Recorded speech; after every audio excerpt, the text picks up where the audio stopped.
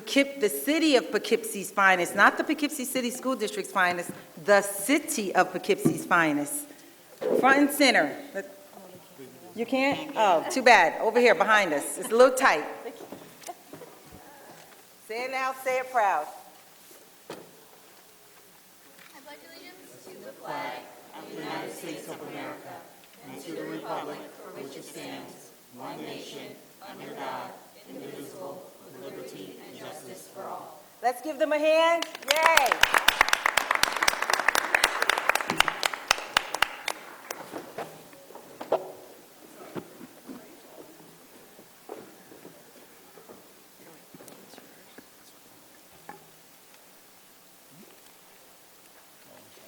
We're going to move directly to our citizens' comments.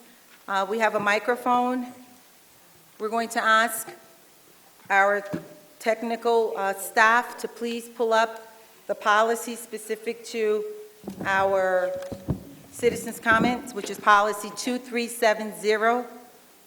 If we can pull that up, in case there are individuals that are not privy to the policy. Again, this is policy. So the individuals that will be coming to the microphone should state their name and their address, and you have 3 minutes. The board is very open and excited to hear what you have to say. The superintendent is always all ears to hear what you have to say. However, unfortunately, given that this is a board meeting, there's a time stipulation. However, meetings can be set up, continued discussions via email or telephone can be had. So any individuals that are interested in coming to the microphone to share their thoughts, please feel free to do so at this time. I thought there was a list, but I'll gladly go. There is a list.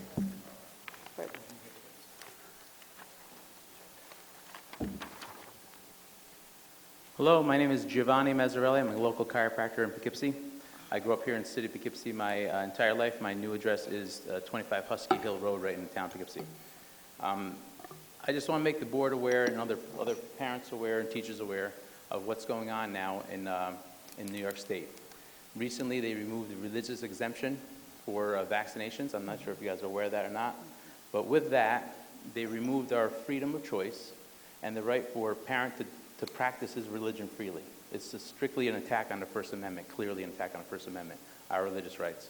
They kicked my 3 kids out of school, along with my other 7 nephews and nieces, okay? And actually, in New York State, there's actually 26,000 kids that had this religious exemption.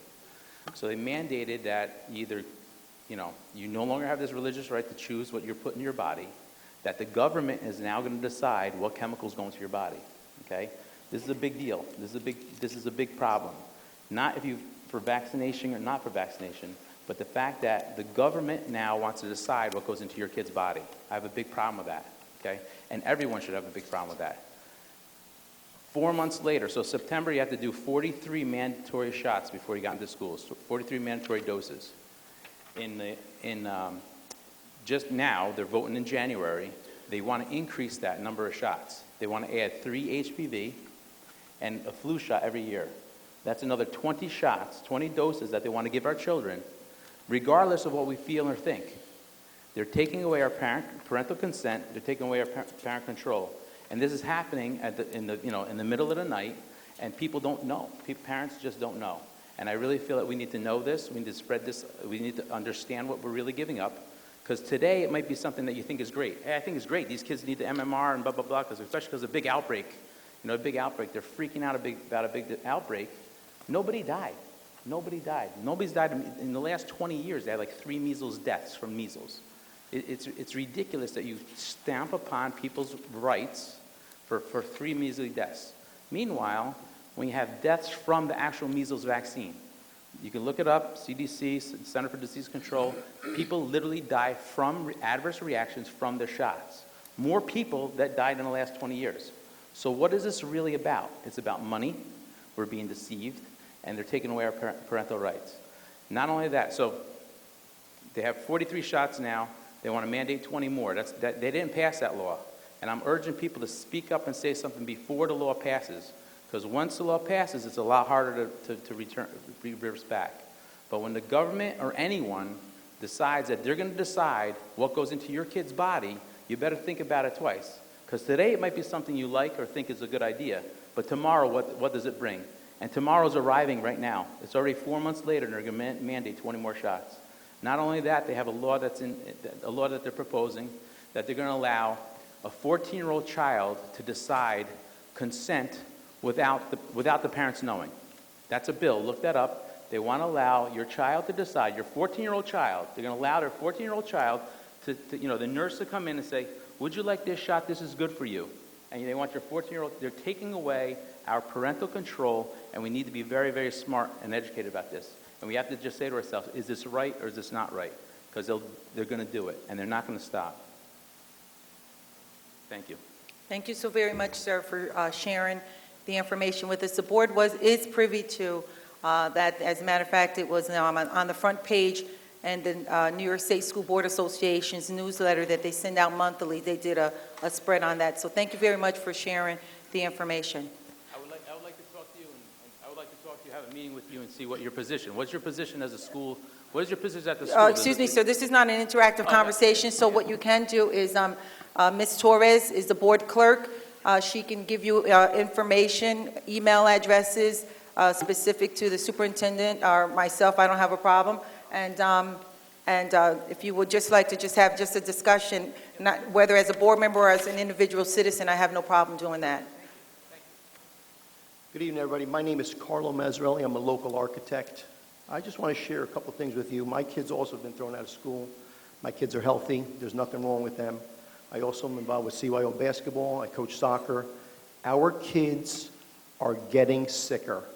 That cannot be denied. What I'm going to ask you is that the last time you went to your pediatrician, did anyone ever ask for an insert from a vaccine? If you read a vaccine insert, all the vaccine inserts that they want me to stick into my son's bloodstream under Section 13 talks about carcinogenic, mutagenic potential. They all, every single one says they have not been tested for carcinogenic, cancer-causing, mutagenic. Now listen, I watch the X-Men, I love the X-Men, but I don't want my kids to be X-Men, okay? Even if they're superheroes. Or lowering your fertility rate. Every single one. There has never been a study of the unvaxxed, the fully unvaxxed versus the vaccinated. And if you find one, I challenge anybody here to find one. There's a $100,000 reward. I ask for 1%, $1,000. You will not find it. You will not find one. That should scare you. When my child goes in and has an adverse reaction, my pediatrician does not give me a full insert. I have all the inserts here. I'll show you. They expect me to, I don't know how many of you guys are familiar with the VARS Court. In 1986, Ronald Reagan granted the vaccine companies blanket liability. No immunity from liability, I'm sorry. Blanket immunity from liability. He also wrote another law that said every 2 years you have to make the product safer. In 2010, Robert F. Kennedy sued the Department of Health and Human Services for that information. They have none. That shows you the link between the government and pharmaceutical companies. And if you don't think that the government can pull the wool over your eyes, Tuskegee, that's all I got to say. Very simple. The government is capable. The pharmaceutical industry runs the country. Don't be deceived. All I want you to do is educate yourself. Make an informed decision. It's your decision, whether it's good, bad. I can't tell you whether it's good or bad. That's not my job. But you have to be informed. There were 10,000 people in Jersey. I went and I fought for Jersey's rights. There were thousands of people in New York. Nobody heard anything about it. The media is also controlled, as we can see now with all this stuff going on, by money. It's all about money. I implore you to please, please, for your kids' sake, make an informed decision. You know, it's a sold concept. They're safe and effective. How can the CDC say vaccines are safe when they don't even test for carcinogenic or mutagenic or causing infertility? That's a contradiction. I mean, I build houses from the foundation up. The foundation of this nonsense is terrible. It's very weak, very unstable. You look and you will find. Thank you for your time. Thank you so very much, sir, for sharing your thoughts and concerns.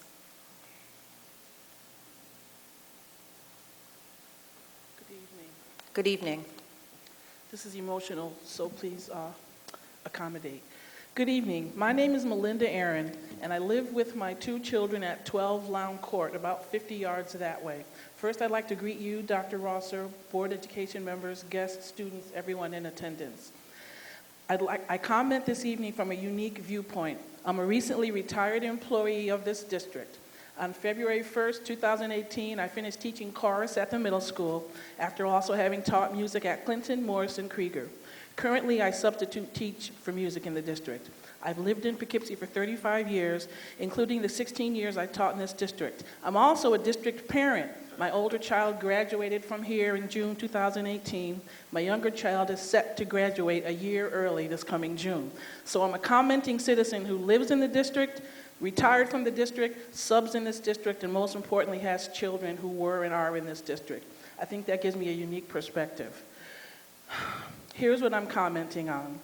The lockdowns, hold in place, and or shelter in place events at Poughkeepsie High School. Please excuse if I don't get the definitions correct.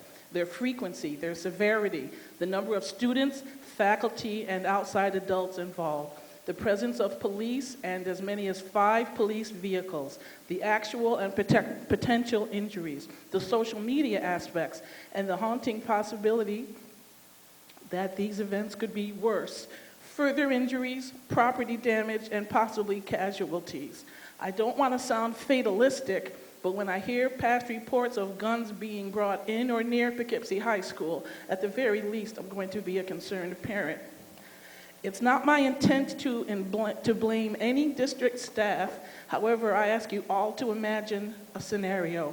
You're a parent and your child is a student at Poughkeepsie High School. On the morning of January 15th, you get a text from your child who describes hearing frantic talk on the walkie-talkies, frantic, fearful announcements over the loudspeaker pleading for the police, and announcements calling for a hold-in-place or lockdown. Again, the most recent of these all too frequent instances.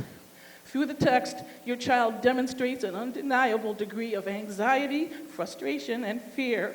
How would you feel knowing that your child goes into this environment every day, is in potential danger every day, at risk of being swept up into a hallway melee every day? Last year, when my child stated a desire to graduate a year early, I balked at first. Don't you want to stay through your senior year, get some more AP credits, have an easy schedule like your sister did? However, last year during the lockdown, when they were locked out of the building in the cold weather for an extended period of time, it's a blessing that we live just 2 houses away, so they had someplace warm to go while waiting to be able to get back into the school. And this year, it's similar. Now, when I think of my child graduating a year early and getting out of Poughkeepsie High School in June 2020 instead of 21, I say, yeah, that's 180 fewer days I have to worry if you're going to be harmed by a group of angry students and adults fighting and rioting in the lobby. I know my time is up. In closing, as a retired yet still involved member of the district, I've always advocated for focusing on the positive aspects of Poughkeepsie City Schools. It's difficult to think of those positive aspects when it seems that my child's very life can be at stake on a daily basis. I'm not sure if I'm allowed to pose a question according to Robert's Rules of Order, but I'm going to ask it. What can be done about this? Thank you so very much, ma'am, for your concern specific to the Poughkeepsie High School. We're going to turn it over to Dr. Rosser. He wanted to have some comments specific to this. Yeah. So I thank you very much for coming to the microphone and sharing your concerns, which happens to be the concerns of just about every adult in this room, as well as our students as well. One of the things that we've been challenged with as a school district is a lot of occurrences of student conflict that has been brought into our schools. And the last incident, unfortunately, also involved parents that brought conflict into our schools. We are very much mindful that this is an environment or an institution of education, and we should be focused on just that, the education of our children in these schools. We have a lot of work to do as a school community, and I purposely add in community because many of the issues that are brought into our school environment are things that are born in the community. So we need to come together as a community to identify ways in which we can address the varying and evolving needs of our children. It's been a big challenge for us here in Poughkeepsie. You know, these issues have been longstanding, you know, for a number of different years, and it's going to take us to come together in a very concerted way to be able to address those things. You mentioned as a parent, you know, I'm a parent of over 4,200 kids in this school district, and I approach my work on a daily basis understanding that children are coming into our school environment wanting to be educated in a safe environment. We have a small population of students who don't necessarily respect that, who don't necessarily understand that, and who don't necessarily have a clear understanding of what their life's purpose is, so that they could use this as a platform to be able to achieve their dreams. So as we're working together as school and community, I'm hopeful that the community will be working along with the school district to identify solutions to address these issues. And just to piggyback off of Dr. Rosser, one of the things we in sync with what he's saying is that we look at violence prevention, or in this case, school violence prevention, as a systematic, from a systematic perspective. And as he stated, we need all hands on board. Violence is not a school problem. We need parents, we need the students themselves, we need the community, we need staff members, we need all hands on board. Specific to this school district, you have Trustee Long, who has grandchildren in the school district. You have Trustee Martinez-Lefford, who has 2 children in this school district. You have Trustee Clifford, who has a daughter in this school district, and you have Trustee Reeser, who has a daughter in this school district. And then I'm a very proud graduate of this school district. And one of the reasons why you see this man sitting to my right here is because we know that under his leadership, we're going to work together in a concerted, comprehensive way to turn this school around. The board is speaking more, where we're looking at things now. We went through what I call a revolution over the past couple of years as we were trying to deal with things in a very concerted way. Now we're looking at a transformation and sync exactly and 100% of what you're saying. Emergency management is real, and I'll be honest, from an emergency management perspective, the shelter in places, the lockdowns and things, those are proactive measures.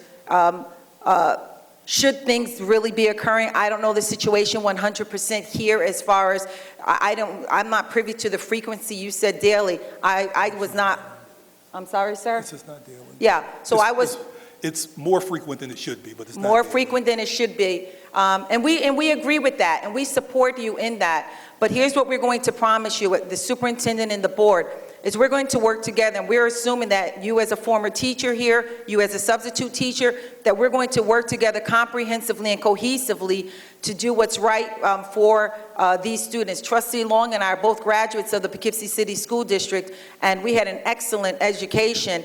We didn't have to deal with those issues. And so what this board is promising you is that we're going to work together to get it done. Not the school in and of itself, not the teachers, not the principal in and of themselves, but collectively, all stakeholders with all hands on board, we're going to get this done. And we're going to shift the paradigm of the perception of the Poughkeepsie City School District not being a good school district. This is a wonderful school district. Greatness come out. We saw the participation in governments. A lot of wonderful things are happening within this school district. And I'm here to tell you, being on this board for 5 years, a lot of great things. What happens is that it's just like in the public arena, negative news sells better. All the wonderful things that are happening, we don't hear about it.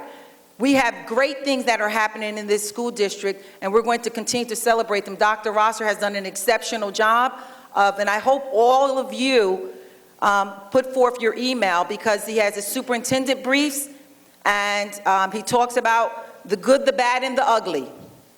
And there's a lot more good than bad and ugly, and we want to celebrate that, and we want to showcase that as we move forward. But we thank you so much for coming. We thank you so much for serving in the district, and we thank you so much for continuing to serve as a substitute teacher within the Poughkeepsie City School District. Are there further citizens' Well, comments? let me, if I can just, Sure. if I can just add a couple things to this as well. So I want the community to know that there has been a lot of effort to address the many challenges that we've been facing, particularly as it relates to safety and school climate. So one of the first things that we did after the first incident that took place in the fall, we immediately pulled together the team. We began to have conversations around what do we need to do here differently at the high school to make sure that our students, particularly those who are coming to school every day to receive a quality education, has the ability to receive that education.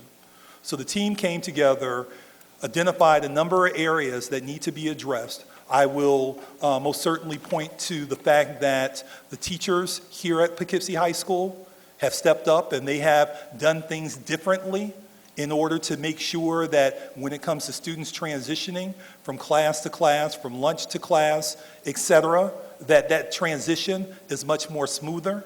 You know, what we have done also is had conversations with our local police department. Not to say that I'm looking to have the police in our buildings every day sort of monitoring student activity, because that's not what they're here for.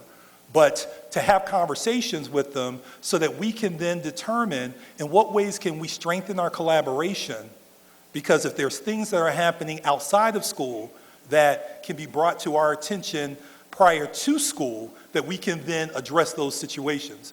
In fact, I had a conversation with Pcsd Douglas, who is the board liaison, today, and we were talking about how some of the issues here at the school, particularly in the area of fights, how the school student leadership council can be involved in providing opportunities for students to safely be advocates or upstanders, as she called them, so that we can begin addressing this issue on multiple levels: student to student, adult to student, parent to student, staff to adults, community to school, et cetera. So there's a number of different things that are currently in the works, things that we've already put into place, and we're going to continue to work on this until we get it right for the children who are sitting to our left, or to my left, I should say. Unfortunately, I'm sorry, ma'am, you're right when you talked about Robert's Rules of Orders. This is not an interactive way, but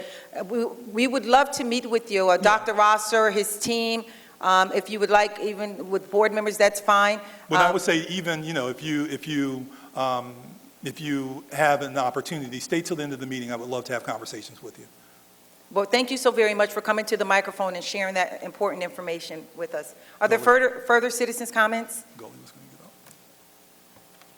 Thank you, Madam President. Gully Stanford, 181 Marshall Road. It's difficult to step up to make comment after such compelling testimony, and I thank the previous speaker for what she had to say, and you and Dr. Rosser for what you've had to say, because it is going to take all of us who care about the youth of Poughkeepsie, to make this a safer, happier, and more successful place for all of our students.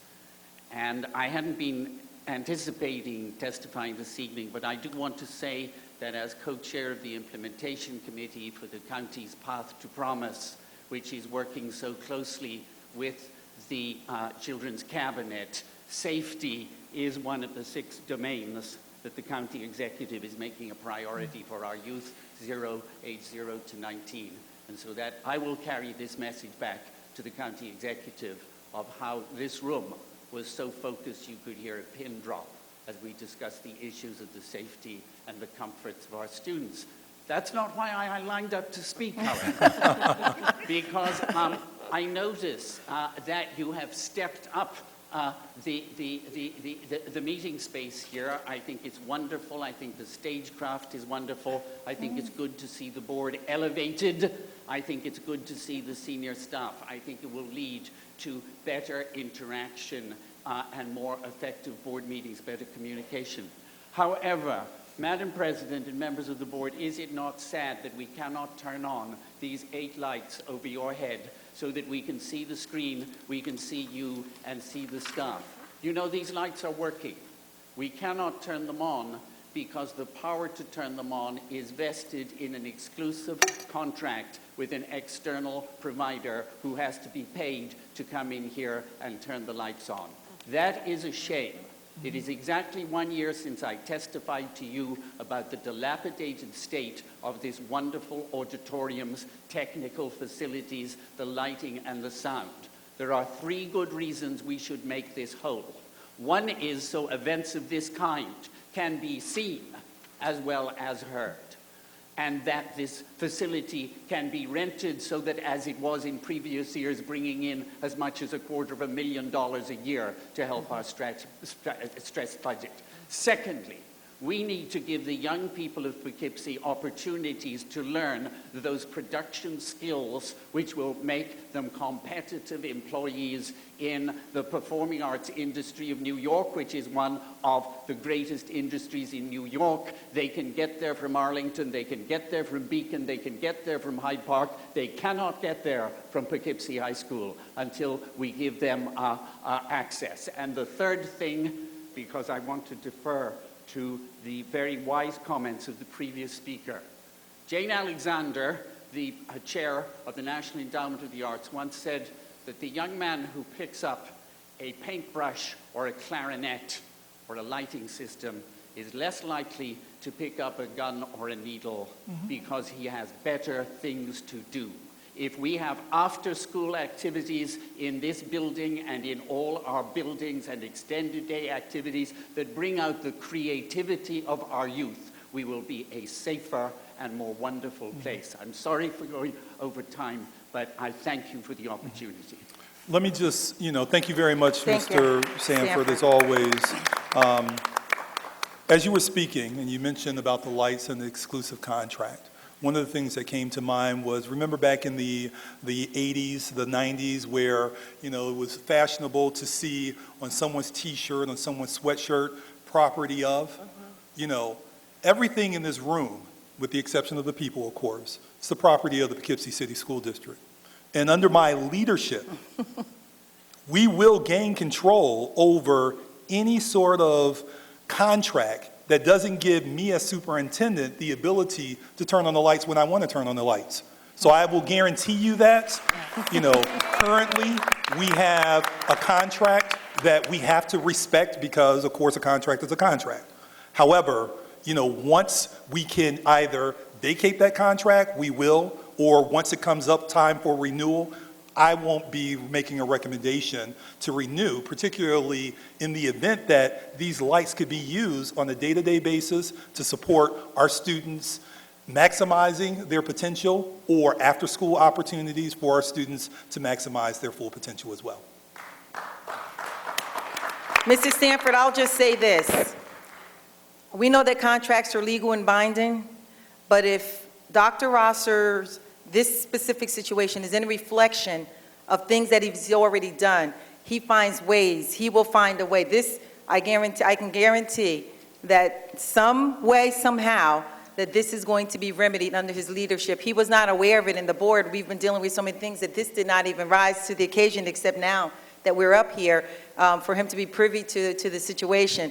But one of the things that under Dr. Rosser's leadership, and he'll be presenting tonight, and I'm not saying this for any reason than to celebrate since August 5th, since he's been on board, that he is very proactive when things occur. So, Mr. Sanford, I know you've been coming to the board for about, 3 years now or so, stating some of these same situations. And I can say that I would, if it's any reflection of some of the things that he's already done, we're going to see some quick change specific to the lights. So, and we know that one of our regents who actually passed away, Regent Johnson, that she came to this auditorium for one of our concerts, and she just thought it was so beautiful, and unfortunately, she passed just recently, but she was looking to pump some money, and I know that, Mr. Sanford, you've been really fastidious in working to look, and I see Mr. Cooley, the Superintendent Cooley here, that we've been talking about trying to see who's going to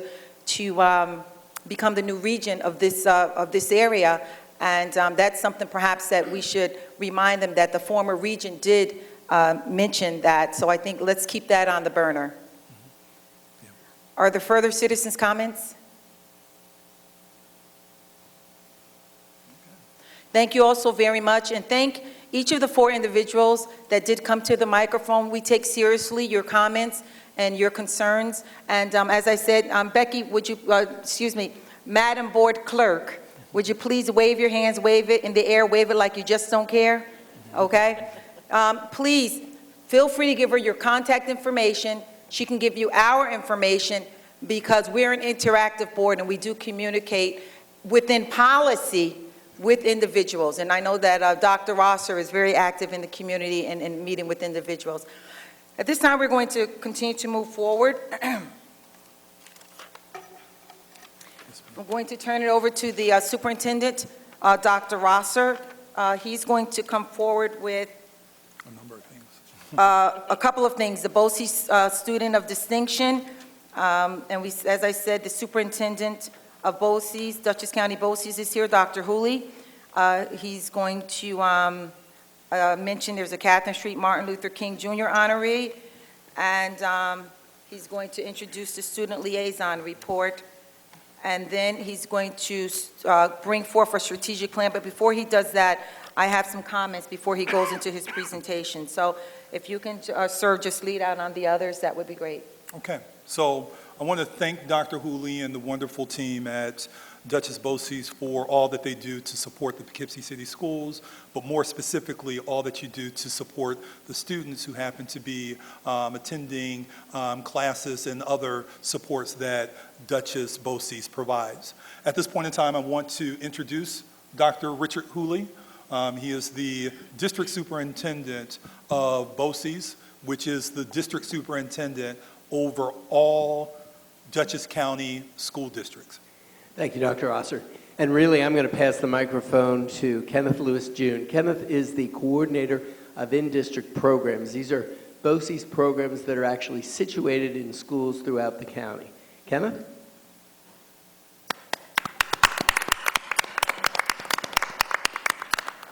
Good evening, everyone. Good evening. Tonight, we are here to recognize Jason Ricketts for the Dutchess BOCES Student of Distinction Award.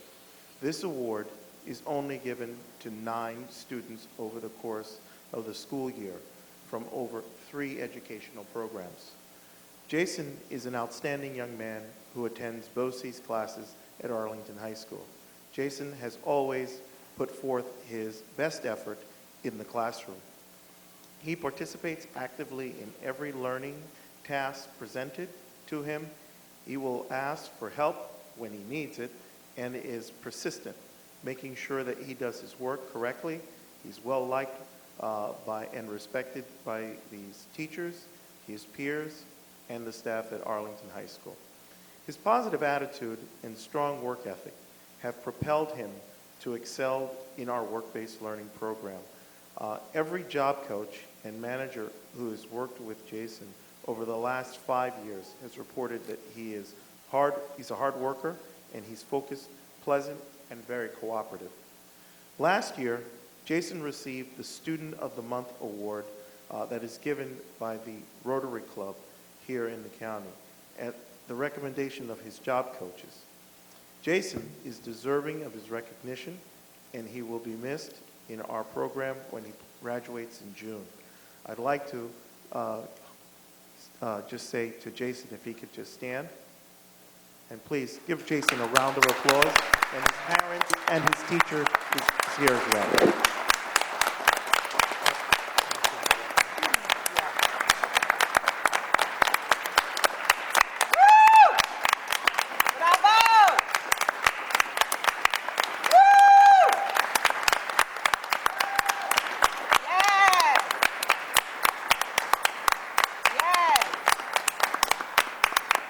Thank you. Excuse me, sir. Would you like to have some words, or your parents are also here? Can you introduce your parents? Bring the parents up. Come on up. That's how we do it here at the Poughkeepsie City School District. Poughkeepsie City School District. Thank you. Yeah.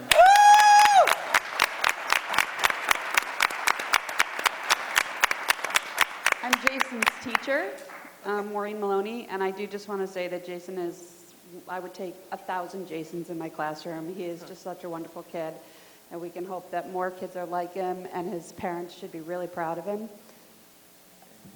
Last year, there's a major friend and from Arlington School. Last week, met a friend from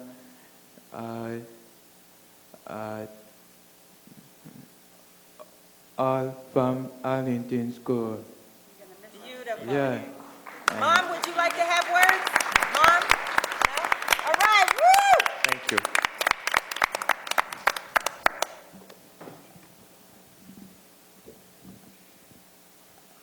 Okay, so at this point in time, I would like to have members from the Catherine Street organization come to the stage. Okay. So we don't have any representative? Okay, so this gives us more time to celebrate one of our own being recognized. So I want to read a certificate of excellence that's going to be awarded to Destiny in Purvis.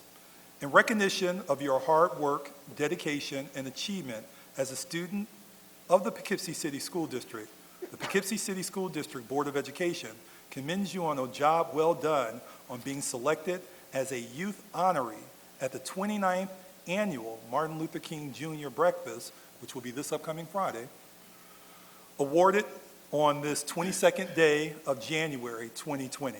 So is Destiny in the audience? Is she? Woo! Come on up, Mama.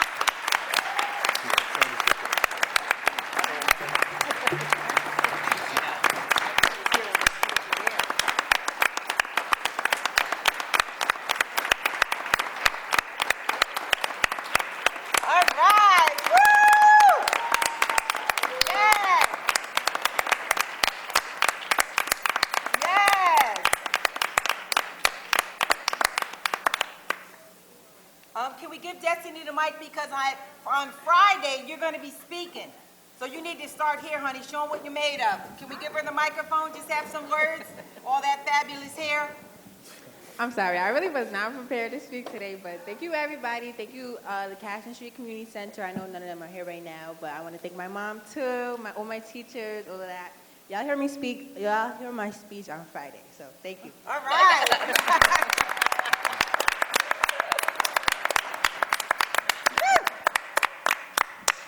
Okay. So at this moment, I would like to introduce, once again, one of our esteemed students, one of our many esteemed students here in the Poughkeepsie City School District, particularly here at the high school. Cassidy Douglas, who is our board liaison. She also serves as a member of the Poughkeepsie High School student government. So Cassidy, would you please make your way to the stage? Yes.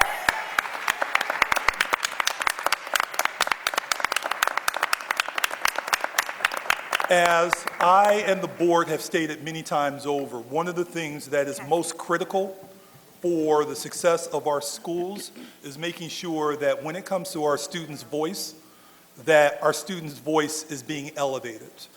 We have a great opportunity in Ms. Douglas in being able to hear from who represents our students information that she is prepared to share with our Board of Education as well as our community. I had an opportunity to meet with her and her fabulous father this afternoon in discussing her presentation, making sure that she had all the information that she needed to have to be well informed in making this presentation. So with that being said, Ms. Douglas, the stage is yours. Good evening, everyone. Good evening. Thank you for coming out tonight, and I'd like to thank the board for giving me an opportunity to present. If you can go to the next slide, please. So on December 22nd, at a board meeting at Poughkeepsie Middle School, our student government officers finally became official. Stephanie Rojas, in her absence, was sworn in as president. Tanya Hernandez was sworn in as vice president. Jaden Ababio was sworn in as secretary. Angel Henderson was sworn in as treasurer. And I, Cassidy Douglas, was sworn in as board liaison. Next slide. And on December 22nd, we went to the St. Paul's Church to celebrate the upcoming Bill of Rights Day. Student government members and DCC PIC students also went on this trip. After that, we went to a museum where we saw the rich history of the church. So we're saving the environment one recycling bin at a time. Student government members have been dispersing recycling bins throughout the school, which will ultimately lead to waste reduction, conserving of our resources, and will ignite a passion in students to care more about their environment and the school that they go to. Moreover, the student government saw that there was an issue with the external appearance of their bathrooms.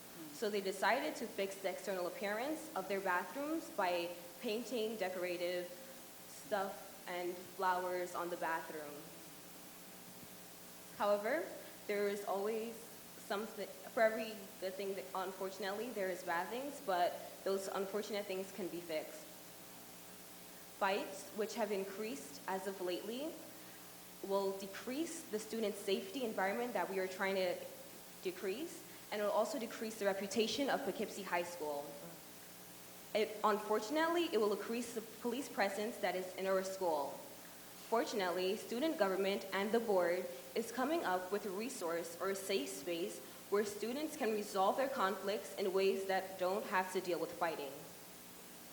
For bathrooms, although student government is working on fixing our bathrooms' external appearance, we're also working on fixing the internal appearance with a capital investment that was given to Poughkeepsie School District. So that will greatly improve how the school looks and how kids feel about their school, and would give them more pride to want to say that I go to PHS.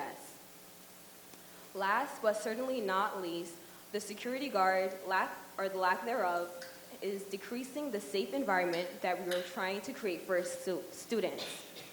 Although even though it's linked hand in hand, even though the security guards and the fights are linked hand in hand, there hasn't been enough security guards to cover the fights for our school. Fortunately, 3 additional security guards will be added to this school as of today, and 3 additional security guards will be added to our school. I want to thank you for listening to my presentation tonight, and I hope that as you go on throughout life, you will always be upstanders and not bystanders. Thank you.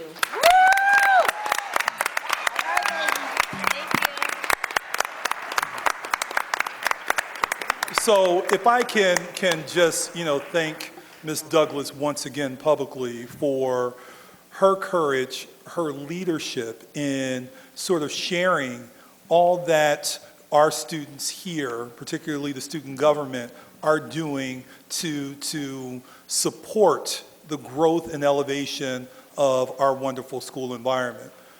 We all as adults, and I don't mean to sound demeaning, but we all as adults, we need to continue to listen to our children. Our children provide us with so much wealth of information that should guide the way in which we prepare, nurture, and cultivate their talents. So I want to not only thank Ms. Douglas for her leadership, but to thank the leadership of the student government team here at Poughkeepsie High School. Also want to acknowledge that the student government is under the direction and guidance of Mr. Cassidy, who happens to be Cassidy Douglas, Mr. Conley, who happens to be Donnelly, who happens to be, believe me, I've been up since like 4 o'clock this morning. So my apologies. Mr. Donnelly, who is not the class advisor, see, and I have a presentation to give in a few moments, who is the student government advisor here at Poughkeepsie High School. So I want to publicly acknowledge, if you could stand, Mr. Donnelly.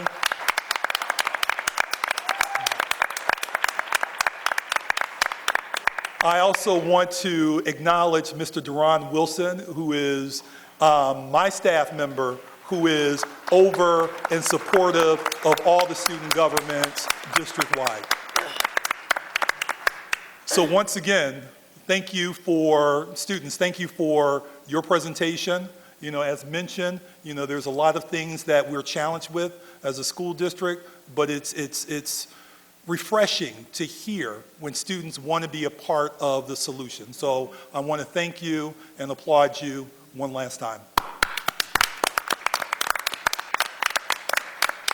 So let me get my act together because I have a presentation. I know she's hitting me in my knee. So do we have a microphone? I need a clicker as well.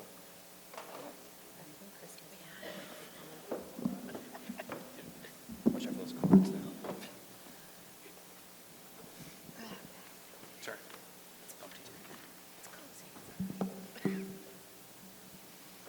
Testing.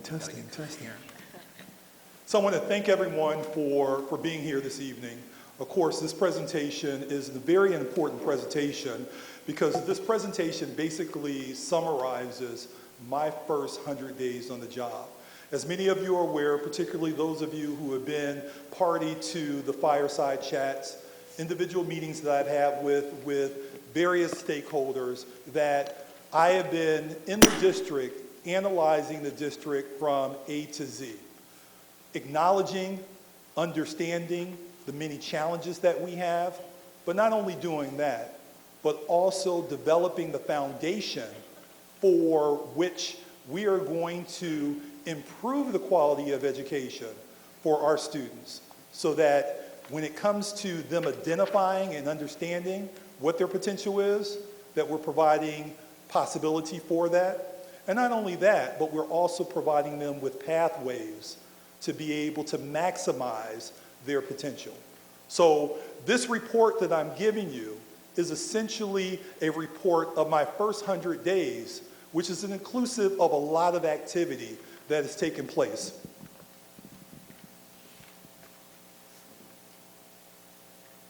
This document here is a much more comprehensive document, and if you don't have a copy of this document before you leave, Ms. Barbara Williams, who's one of our extraordinary staff members in central office, please stop and receive a copy of this from her. This will be mailed out to all residents of the city of Poughkeepsie. And the reason why we chose to sort of share this information, as I've stated in the past, under my leadership here in the Poughkeepsie City School District, we will be as transparent as we can be with sharing the great things that are happening in the district, sharing the not so great things that are happening in the district, and sharing the things that aren't happening in the district to meet the needs of our children. And I feel that it's very important to be transparent because when you're transparent, then people have an understanding of what you're challenged with. And if there are resources that the community can provide, if there are community assets that can then be brought into the schools or our children can have access to outside of the schools, it gives individuals an opportunity to understand where the challenges are so that we as a community of adults can meet the needs of our children, regardless of whether or not they're in pre-kindergarten or they're in 12th grade. So the purpose of my analysis is really to report out on everything that I've seen thus far, what people have shared with me, either via the surveys that we had posted, through the fireside chats, through the individual conversations that I've had with folks, or my own analysis. I want to be able to share with you what I've seen within the first 100 days, but not only what I've seen within the first 100 days, but what we will have as our framework for turning our school district around. So if you can bear with me for about 20 minutes, I will get into the presentation. So the presentation is organized into 5 different areas.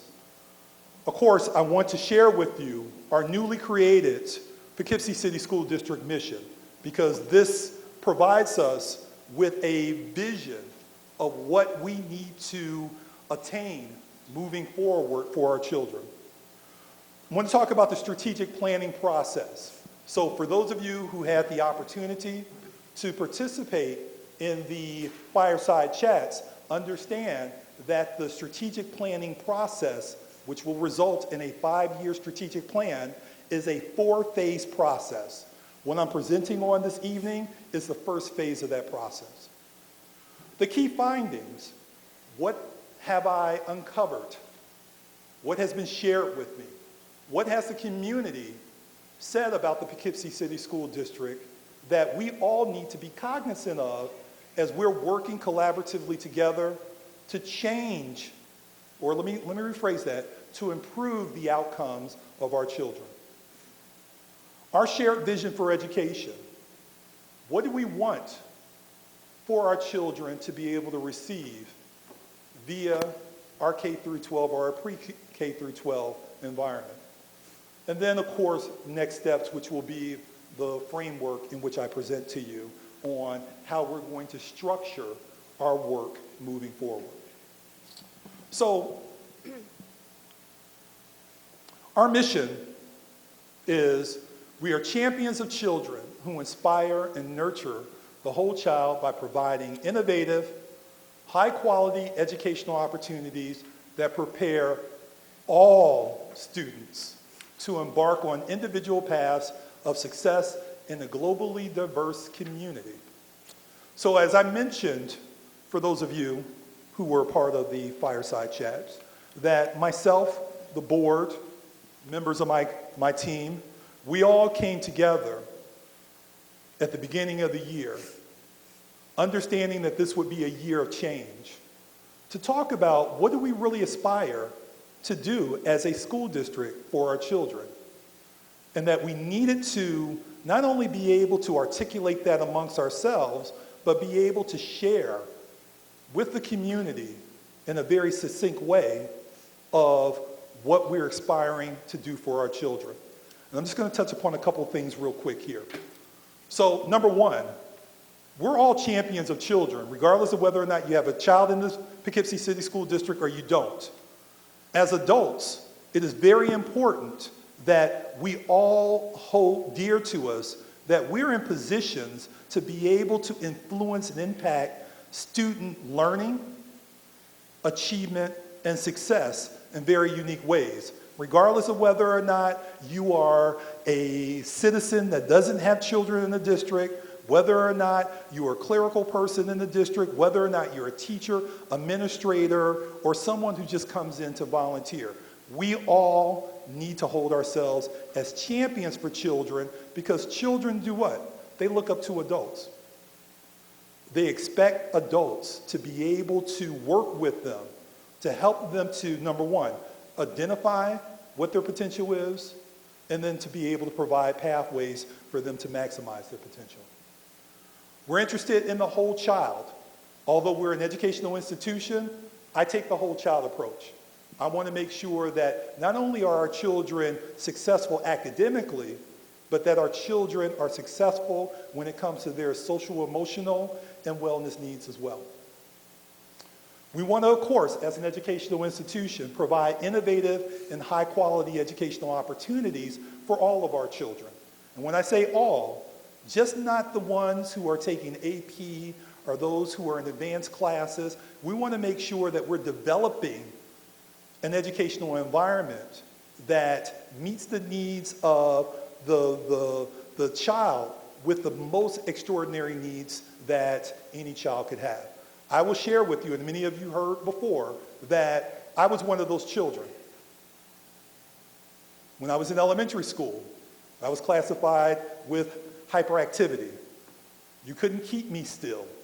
Give me a piece of candy, then I would run laps up and down the auditorium in quick speed. If it wasn't for caring teachers, if it wasn't for an understanding administrator, if it wasn't for my parent and other wraparound services, I wouldn't be standing here today. So it's very important that for those children who display extraordinary need, that we don't look at them and simply say, well, they can't be serviced, they can't be supported, because I'm living testament that is not the case. They can be supported.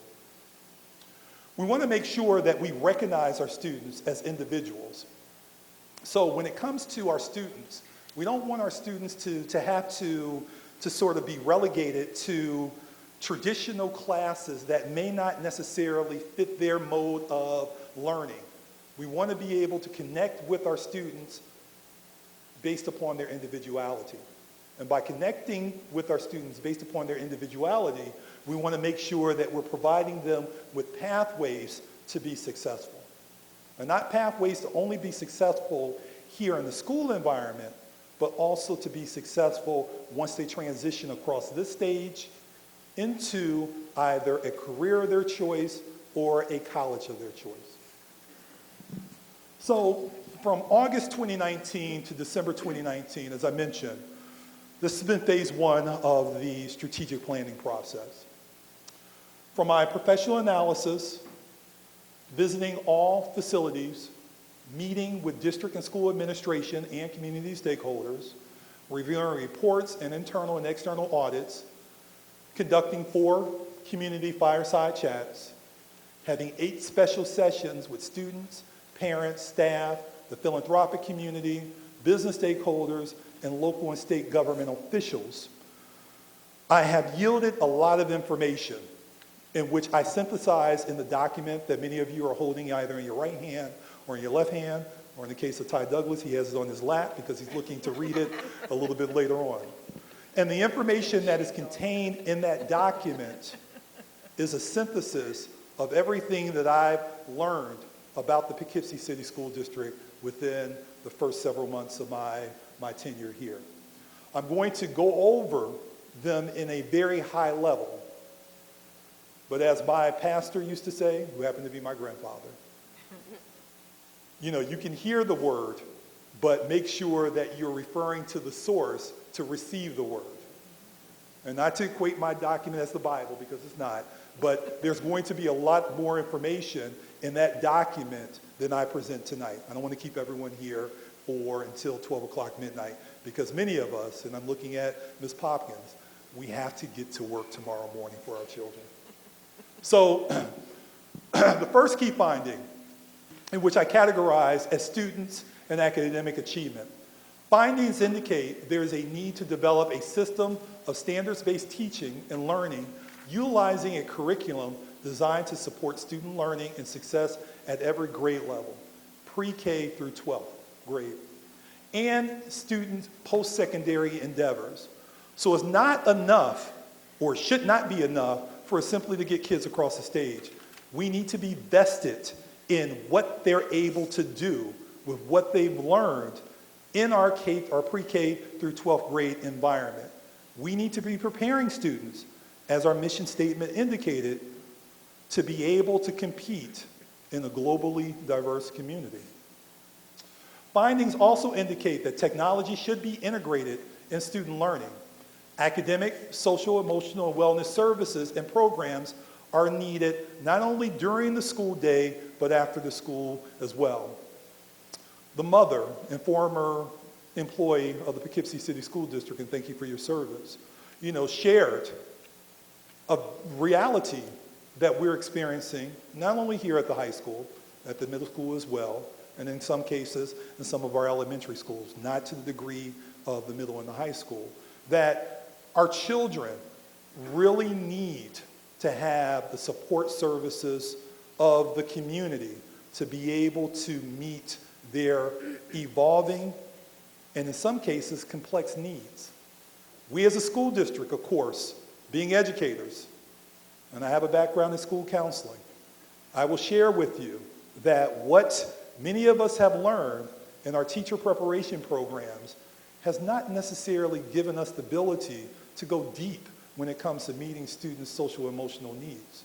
So therefore, what's going to be required of us as a community is for us to come together and to figure out how can we connect the dots with organizations and services that are currently being made available in the community to our children who need them the most. Students enhancing opportunities and access. This is very important to me. When we talk about all students, we mean all students. We don't want to simply say that if you are let's say, a roster that, you have two parents at home who are well-educated, and we're going to provide the support that our children need in order to be successful. What about the child who doesn't have the same luxury at home, where their parent may be a working parent? Their parent may be really juggling a number of different things. So when we talk about meeting the needs of all students, that's essentially making sure that we're enhancing opportunities for all students, and that we're creating access for all students to be able to benefit and to enjoy those things that will most certainly allow them to maximize their full potential. So the findings indicate that student engagement and success across the district can be amplified by creating and enhancing pathways to greater access to instruction and learning in the area of the arts. And where's Gully at? He left. Okay. There he is. Oh, there he is. Gully, that was your time to jump up and celebrate. Life skills, career and technical education, family and consumer sciences, and computer science. That 4 o'clock in the morning is catching up to me. Findings also suggest that to expand their worldview, students need opportunities to gain more exposure to culture and experiences different from their own. I was fortunate, many of us were fortunate, to be able to do things outside of our community. I will share with you, and it's no different from what I've seen here in Poughkeepsie, what I've seen in Buffalo, what I've seen in DC, what I've seen in Atlanta, that many times our children's experience and their worldview is based upon what happens in their community.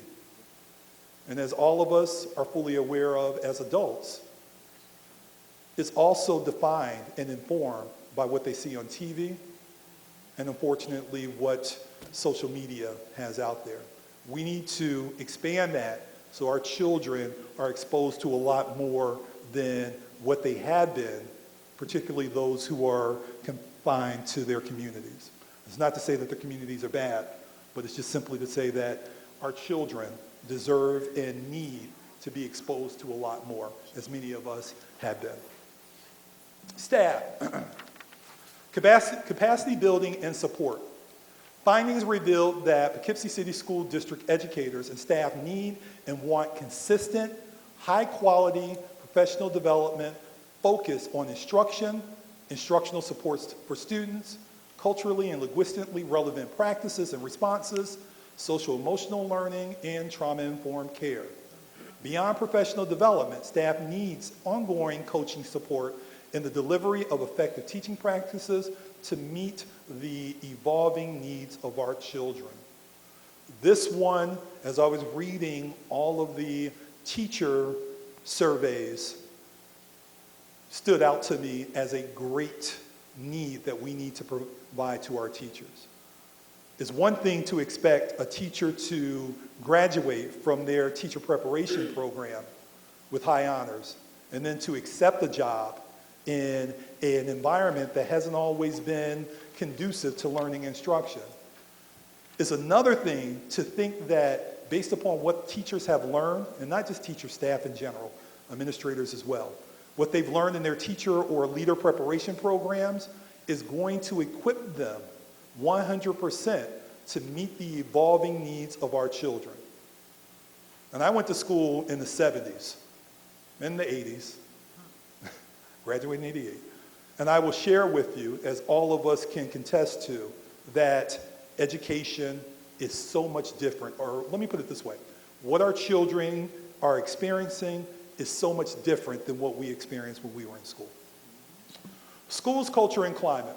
Findings point to a great need to transform the culture and climate of all PCSD schools by establishing a student-centered culture built on addressing the social, emotional, and wellness needs of our students in collaboration with our parents, students, community members, and staff.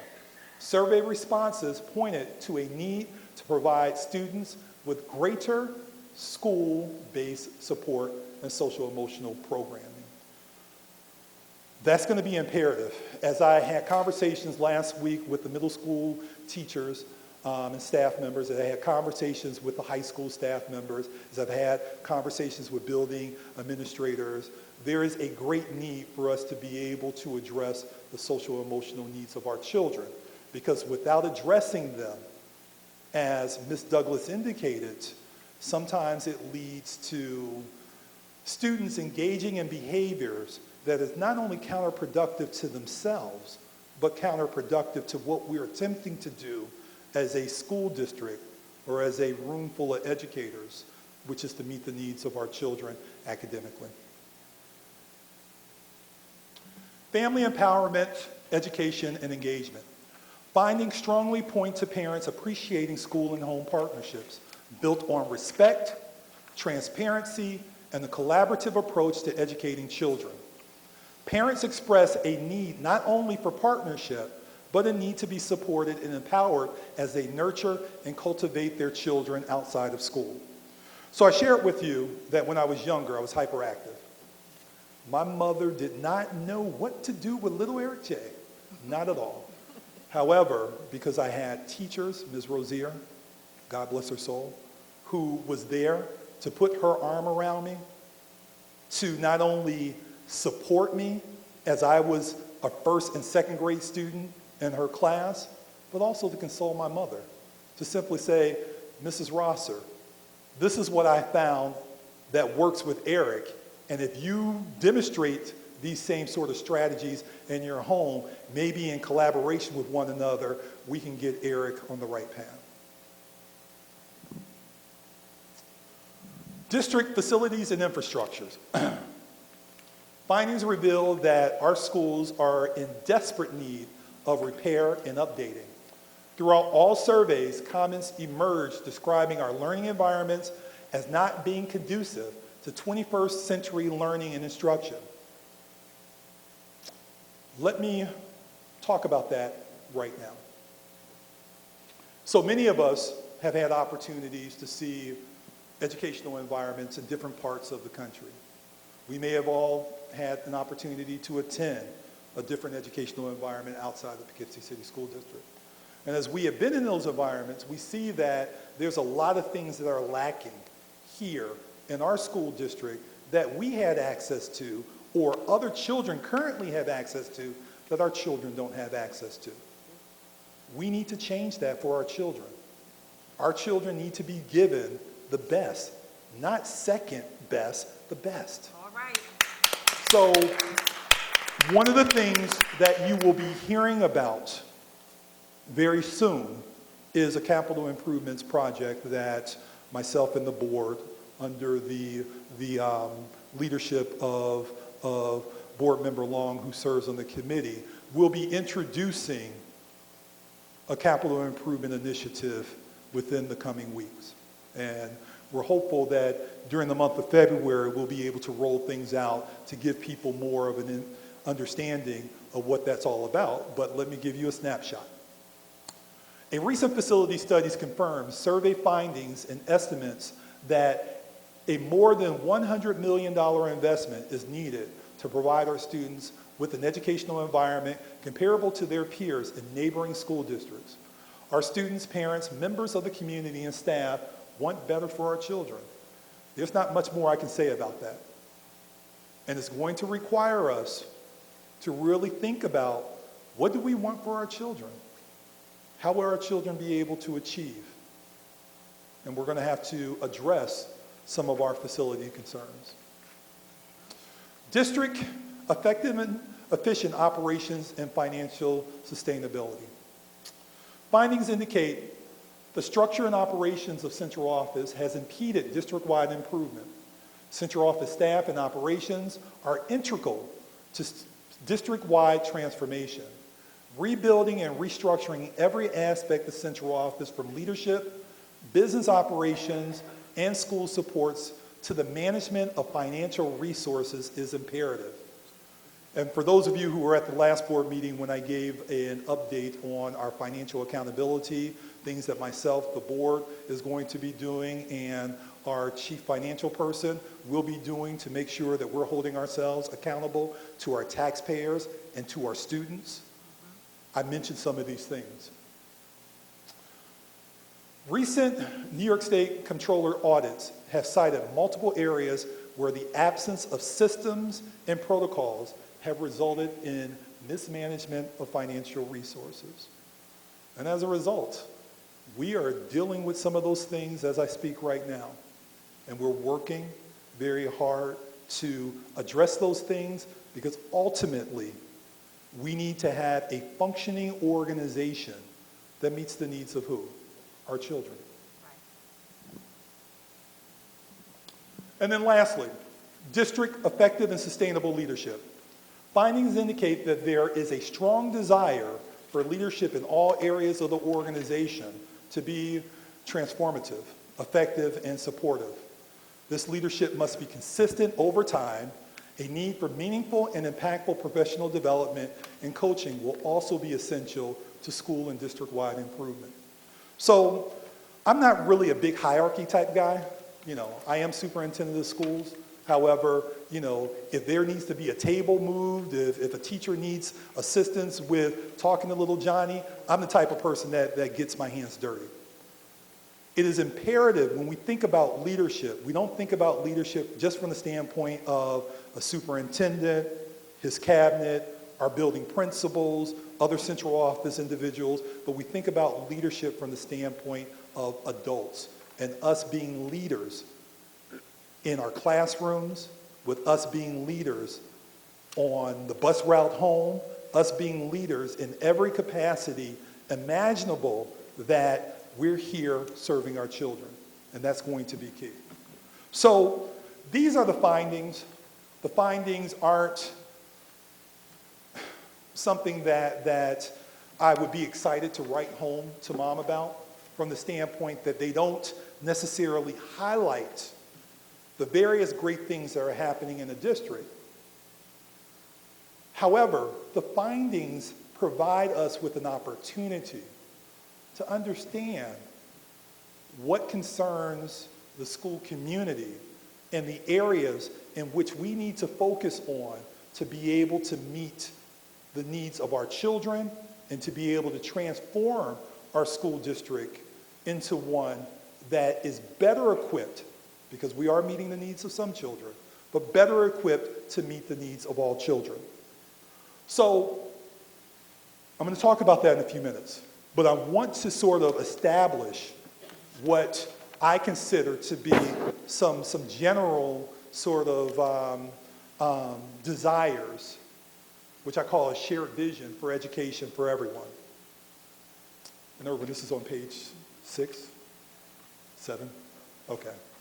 Erwin and I know all these pages because we've been doing a lot of work around this, and I see it's not as clear up here. So one of the things that we all want for our children, and children want from us as well, is to be able to maximize their potential. Many of our students don't even understand what their potential is. In an educational environment, in a community that values and puts children at the center of everything that we think about and everything that we do, we need to have an understanding of what our children's potential could be if we provided a pathway for them to be able to achieve or maximize that potential. So this is not something that only exists within the educational environment, but we should be thinking and having these type of conversations community-wide, because there's opportunities, of course, in the school for us to be able to create pathways for our children, but there's also opportunities within the community for us to do so as well. Increased graduation rates. So our graduation rate just came out, and our graduation rate is not something that I would want to write home and say, hey, Mom, guess what the Poughkeepsie City School graduation rate is? I know that our children have the ability to do better. However, due to a number of different issues that has plagued the Poughkeepsie City School community, be it inside the schools, outside the schools, our children have not yet maximized their full potential to be able to increase graduation rates.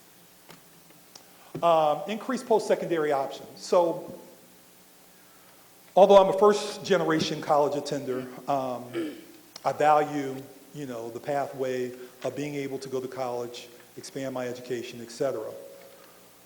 I want that for all children. However, I understand that all children may not be necessarily ready. So for instance, my brother, who's 4 years older than me, he graduated in 1984. He didn't go to college right away. He worked. And it so happened when I went to college in 88, 89, my brother then entered college at that same time. My brother had the opportunity to explore the world of work prior to making the decision of going to college. What's most important in this story is that my brother was prepared to enter into the world of work as he so chose to. And we need to make sure that regardless of whether or not students want to enter into a post-secondary collegiate institution or they want to enter into the world of work or a career, we need to prepare them to be able to do either or both. Provide opportunities for our youth to develop positively. We're an educational institution, but we can't turn our back on the social, emotional, and wellness needs of our children.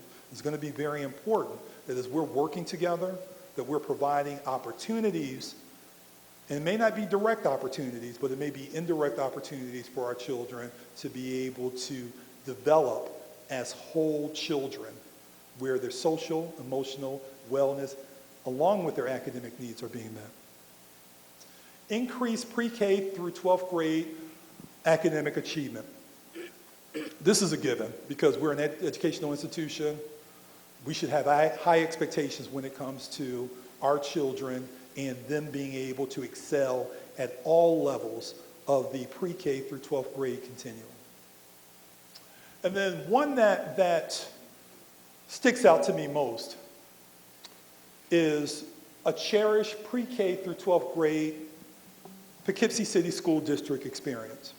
So I share it with you, and I didn't get into details about Ms. Rozier, but I think back to my elementary years, and I think back to Ms. Rozier and how supportive Ms. Rozier was when it came to putting me under her arm and saying, Eric, I know that you're struggling with this hyperactivity, however, we're going to get through this. I think back to Mr. Chester, my 8th grade math teacher, who supported me in a number of different ways to have confidence that I, who was afraid of math, can actually do math. To my high school teachers, Mr. Erbely, who was my ELA teacher, who provided an opportunity for me to recognize that while I loved a lot of the areas of the arts, that I had a specific skill when it came to the literary and creative arts. We need to make sure that at all levels of the organization, that our children, upon graduation, that they're able to think back to their experience in the Poughkeepsie City School District and be able to relish or cherish that experience. And this is going to take a lot of hard work. However, our children, they deserve it. Our children deserve it. And we as adults, as educators, as community members, as parents, we have the ability to bring about that change for our children. So, I stated this before, and I remember during the interview process, Board Member Clifford, she asked me, she says, Dr. Rosser, you've done a great job with analyzing, the district, and, my list was a lot less involved than what you've seen over the past several months in terms of my presentation. But she said to me, she said, why are you interested in becoming superintendent here in the Poughkeepsie City School District? And that was a long night. We had like a 5-hour interview, so I don't remember exactly what I said, but I know I said something to the effect of, there's a lot of great things that are happening here in the city of Poughkeepsie. We have pockets of success. From what I read, we have very dedicated staff. As I've shared with many of you, Every time I'm meeting with a teacher, some of them say, I've been here for 30 years, I've been here for 28 years, I've been here for 14 years, and under tough circumstances, people have remained. We have a community who's been knocking on the door saying, we want to be a part of the solution. Provide us with a seat at the table.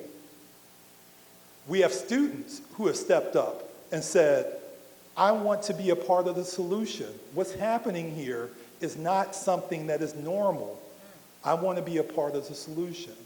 We have parents who contact Cheryl Rabinowitz just about every day, wanting to have a conversation with me about their desire to be a part of the change, either by informing me that something is going crazy at one of our school facilities, or by stating, I want to be a part of the change. Actually, Ms. Cherry shared with me a parent who happens to be also a community-based organization leader who wants to be involved in a part of the change. And while all of us can think to things that may have happened last week, things may have happened 2 weeks ago, a month ago, last year. I know you mentioned the incident with the young man bringing the firearm to school last year. We can all think to various challenges that we've experienced as a school community. Are we the only urban school district that experiences challenges? No, not at all. Urban school districts, and let me just even take the urban out of it. School districts across America are experiencing challenges. However, my philosophy has always been, where there are great challenges, there's even greater opportunities, particularly when a school and community can come together to work on these things. So let me share with you very quickly, because I've been speaking a little bit longer than 20 minutes. So for those of you who are mad at that, just meet me over here and then you can tell me off. But don't tell me off in public so everybody can then join in. So some of the systematic change priorities. We need to address the equity issue here in the district.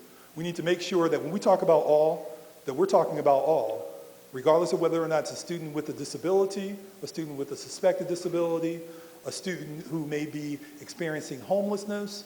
And when I look at the data, our students who are experiencing homelessness actually is our highest dropout group.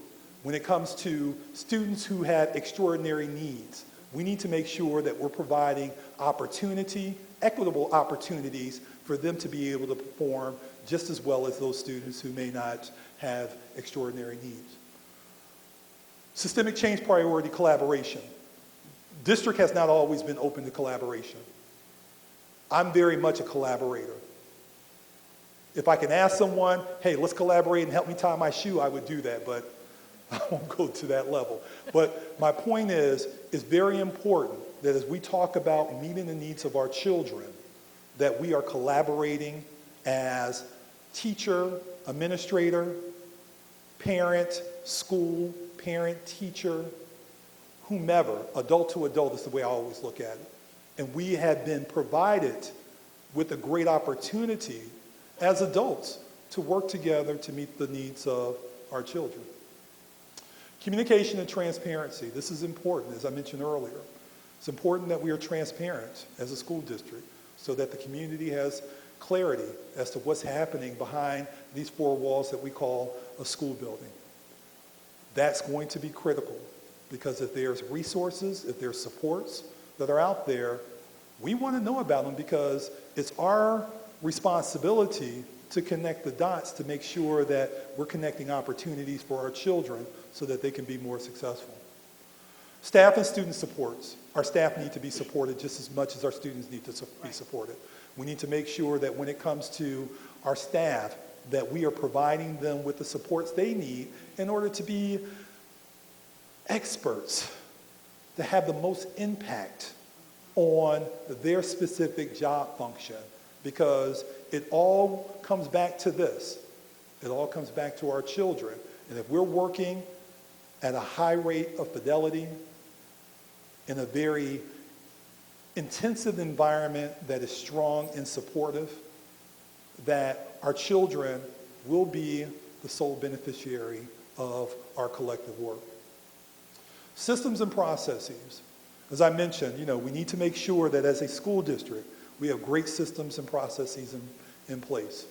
And as many of you who I've talked to over the past several weeks know, that I'm very cognizant of many of the broken systems that are in place. And I'm also not just cognizant, but I'm also strategizing to put things in place to correct or to fix those broken systems. Learning environments. I mentioned we need to make sure that when it comes to our students' learning environment, that they have a 21st century learning environment, which will provide our teachers with more resources and the ability to meet the varying needs of our children. And then fiscal management. As I mentioned last week, last board meeting, that our finances drive our organization in part. Policies and processes drive, along with staff motivation, collaboration, but in part, finances drive our ability to do things on behalf of children. It's going to be important that we identify ways in which we can utilize our financial resources in much more of a impactful way to meet the needs of our children. So very quickly, some of the things that we'll continue to do for the next 5 years is focus on compliance and repair and upgrading those things that are currently in place that are yielding great things for our children.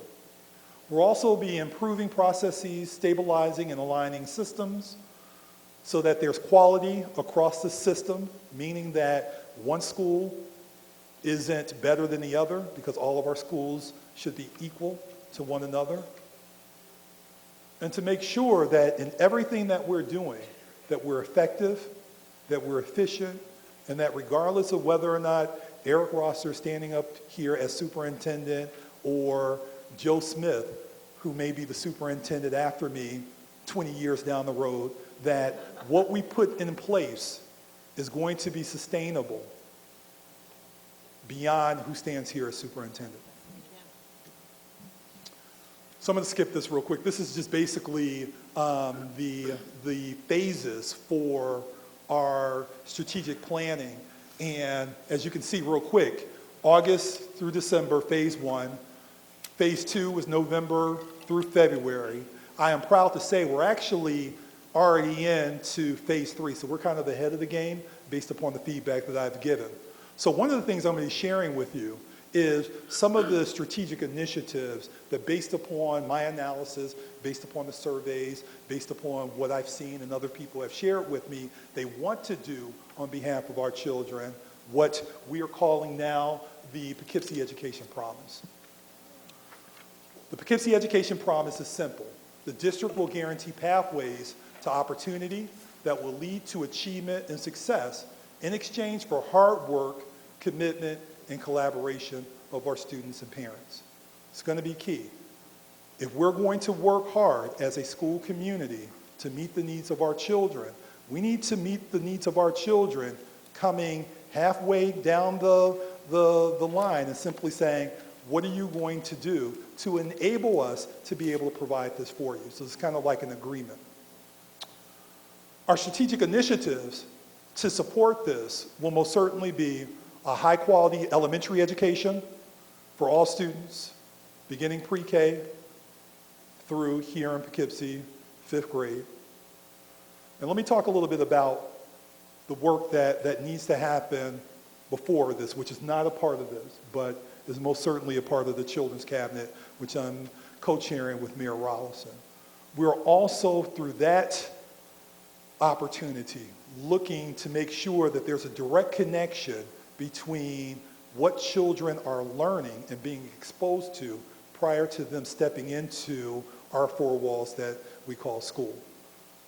As educators, many of us are fully aware that if a student doesn't have a vocabulary of 5,000 words when he or she is entering into pre-K, they're already behind. So it's important that if we're looking to provide a good foundation for our children to be successful, that we're working with the early learning community to make that happen. And of course, being that we're a K through 12 institution, we can't use our resources to impact that, our financial resources to impact that. However, we can use our thought partnership and my presence, as well as anybody else who is willing to step into that arena, to be able to help inform what that looks like. So moving forward, middle school transformation. We need to revision our middle school. We need to make sure that our middle school is ripe with opportunity for our children. We need to make sure that our middle school has multiple pathways to address the varying interests of our students. In one of my fireside chats, and I don't see her here, there was a middle school employee, and she came up to me and she said, Dr. Rosser, when I was a student here, we had so much more in the middle school compared to what we currently have, and our students, as she shared with me, have less than what I had when I went to school in the 90s. That's not the way it's supposed to be. We should be building upon those things that have been extremely beneficial to our children, and we need to get back to that. So through our middle school transformation initiative, we will most certainly be diving deeply into that. Same thing applies for our high school transformation initiative. It's going to be important that anything that we do as a school district, that we're preparing our students to be successful in either the world of work, if they choose that, or a collegiate institution of their choice. And that's important. So if we're looking at pathways, we need to be thinking about what sort of emerging occupation opportunities are developing within our region. What sort of emerging opportunities are developing here in our city? And if there's something that we're not preparing our students to be able to do, then that's a missed opportunity for our children. So we need to rethink how we engage in providing opportunity and pathways for our children. And through our high school transformation initiative, we will be working on that. Services for students and parents. I'm not going to talk too much about that because I've already covered it a lot. New relationship with staff. So as I mentioned, central office has not necessarily been organized to support where the real work happens. My office is a small little office in second floor Pace. That's not really where the real work happens. Some very important conversations happen there, but the real work happens every day in each of our schools, more specifically in each of our classrooms.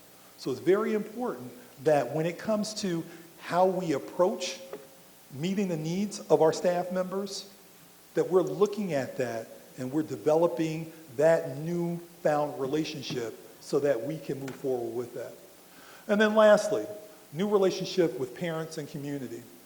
It's going to be important that this work, if it's done correctly, is not the work of the school district solely, but it's the work of our parents and our community, with us coming together through collective activism to meet the needs of our children. So I stated a lot this evening. I want to thank you for listening, but more importantly, I want to thank you for being a part of the solution and being champions for our children in the Poughkeepsie City School District. As we all know, they deserve it and more, because they're always looking for adults. Even when we don't think that they're looking toward us, they're looking for us to be able to cultivate them, nurture them, be able to assist them with identifying what their potential is, and then providing pathways for them to be able to achieve or maximize that potential. So we have a lot of important work to do as a school district.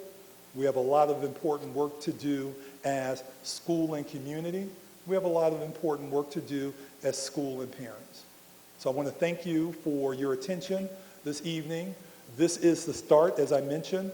This is phase 1 and 2 of the the work, phase 3, is really going to be fleshing out what this looks like, particularly these 3 areas, what this looks like for our schools, and it's going to require additional conversations, people stepping up and saying, hey, you know, I've been doing some research, and because Vassar Brothers is creating this wonderful new hospital opportunity for the community, this may be an opportunity for us to create a nursing program as part of our middle school and high school transformation initiative.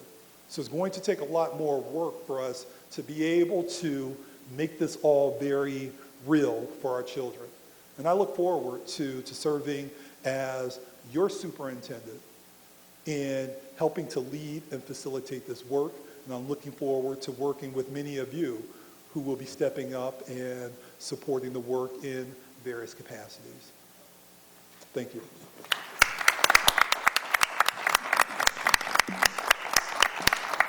Thank you, Dr. Rosser. Board trustees, are there any questions or comments?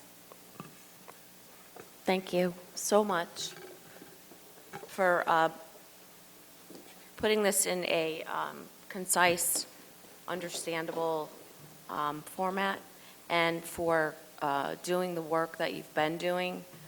I will speak for myself and say that it's really, this is an exciting time and an honor to serve on this Board of Education for this district with you at its helm. I just cannot express how exciting this is. Exciting times.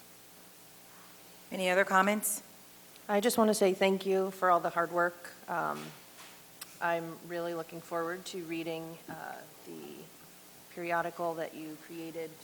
I think it's beautifully done. And I think that everything that you have to say, I think it really resounds and speaks clearly to what our needs are, but also what we are able to provide our students as a district. Thank you.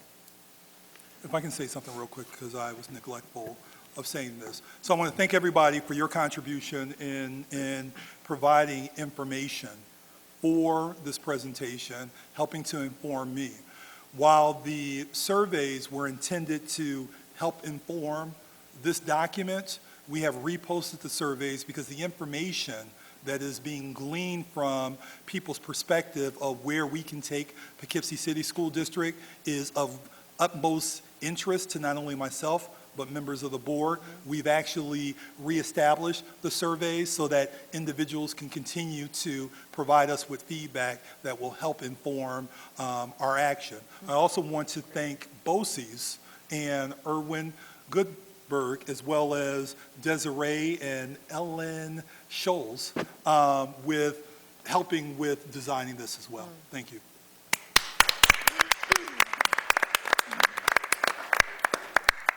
So I just want to read something on behalf of the Board of Education. I don't know how many of you are have honed into the fact of the amount of time Dr. Rosser has been on board. It's only been 5 months. So the Board of Education of the Poughkeepsie City School District voted unanimously to appoint Dr. Eric J. Rosser, Superintendent of the Poughkeepsie City School District, on July 15, 2019. That's when the vote occurred. He officially took office on August 5th, 2019. The Board of Education selected Dr. Rosser because of his thorough understanding of all facets of school district operations, his demonstrated success in advocating for students and families, and his ability to develop collaborative relationships with school leaders, staff, and the community at large. His affability, unwavering integrity, and commitment to education reform were core competencies that he possessed that led us to unanimously vote him in as a superintendent of schools. And I think without a shadow of a doubt from his presentation, from the interactions, from the continuous meetings and the reaching out within the community, how many of you, by the show of hands within this audience, have interacted with him in any way in a one-on-one or group type setting, by the show of hands? And that's within 5 months. I've been in the education arena on a state and federal level for 22 years, And I haven't seen that, Dr. Rosser. So when you look at real transformation, that's where the rubber meets the road. And so kudos to you and your efforts, and not just you, because no person is an island unto him or herself. Your team that's in place here, as well as, of course, the board members that support you, as well as the teachers and staff and the unions. And it's just a wonderful thing. It's refreshing for me to see the trajectory that we're on, and to see that we're on our way up, not for self-aggrandizement, for the edification of those students. Participation in government students, please stand up again. Please stand up. So when Dr. Rosser did his speech, this is what it's about. When we as board members sit here, we're not compensated for what we do. We serve day in and day out. This is what it's for. It's for the edification of those students. And so, Dr. Rosser, again, let me ask the students, because here's where the rubber meets the road, Dr. Rosser, is not the people. Young people, how did he do? I want one of you. I want one of you. Can you get the mic to the young people, please? Can we get a microphone? I want one of you. All of you continue standing up, because there's power and unity.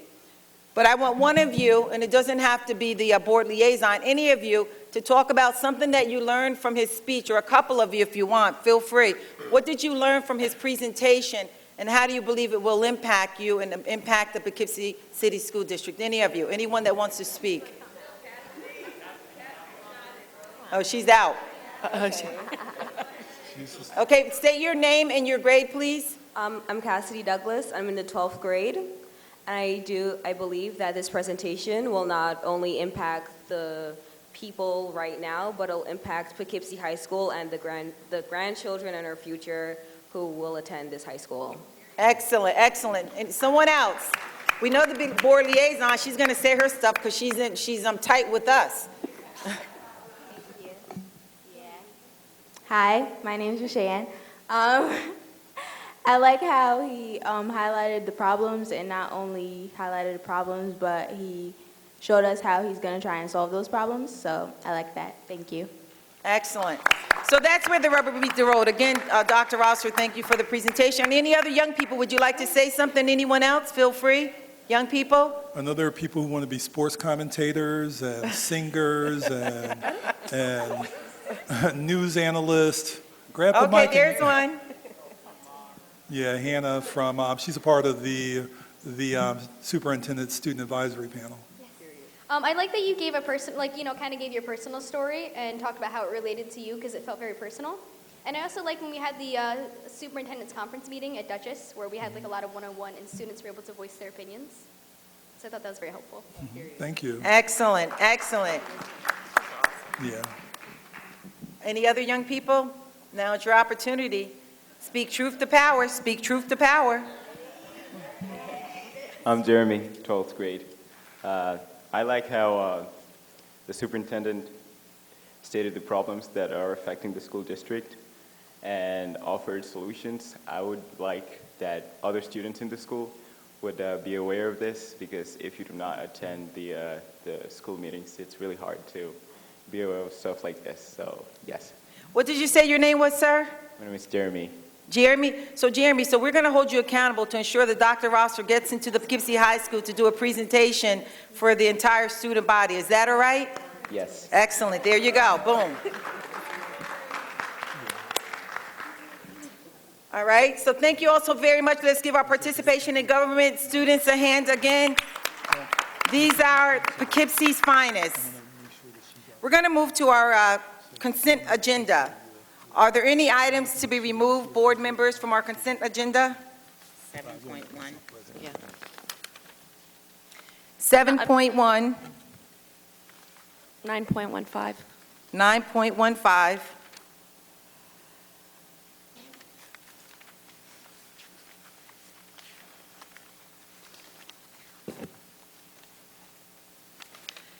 Is there a motion to approve the consent agenda as follows, excluding agenda items 7.1 and 9.15? So moved. Second. All in favor? Aye. Aye. Motion carries. Is there a motion to approve the agenda item 7.1? Let me get to it. Treasurer's report. 7.1. Is there a motion to approve this? So moved. Second. Trustee Long, comments? Yes, I just had a couple of concerns. In November, we paid almost $6,000 to a John Familette Jr., and after I did my research, I'm very concerned because I can't find a board-approved MOU that allowed us to pay this individual. And I believe it's with the, I believe he handles the lighting in the auditorium. Yep. But the one thing that I do notice, for that amount of money, I'm not sure what he does, but I'd like to have another discussion just based off, actually, Gully, you stole my, a little bit of my comments for this, so I'd like to see us have a discussion on how we could do a revision, because I know some, little bit about performing arts. If we do this right, we could absolutely generate some great revenue. So I just wanted to bring that to attention. So then, Trustee Long, I'm going to recommend that 7.1 be tabled until we receive information. If there are other items, I'm going to ask the board members to thoroughly review the treasurer's report, and we can have the representative come in along with the superintendent for the next board meeting, and we can discuss it in totality. So is there a motion to table agenda item 7.1? So moved. Second. All in favor? Aye. Motion carries. Is there a motion to approve agenda item 9.15?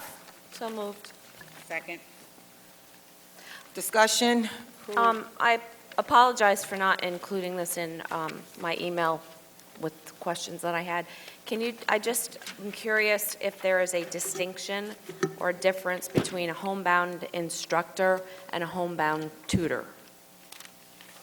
Dr. Rosser? Are they in fact the same? They're the same. So my request is that moving forward, we try to be consistent with our language, because in other agendas, it's shown up as tutor. Yeah, it should be instructor. Okay. They hear a homebound instructor here for 9.15? Yes, And it's on 9.16. and 9.16, but I just pulled one because it was one question. Right. This one says homebound instructor, this one says homebound instructor. But I think she's referring to other past. Previous agendas, we've Right. referred to them as tutors. Okay. They're instructors. Okay, they're instructors. Is there a motion to approve the agenda item 9.15? So moved. Second. All in favor? Aye. Aye. Motion carries. We're going to move to our board action items.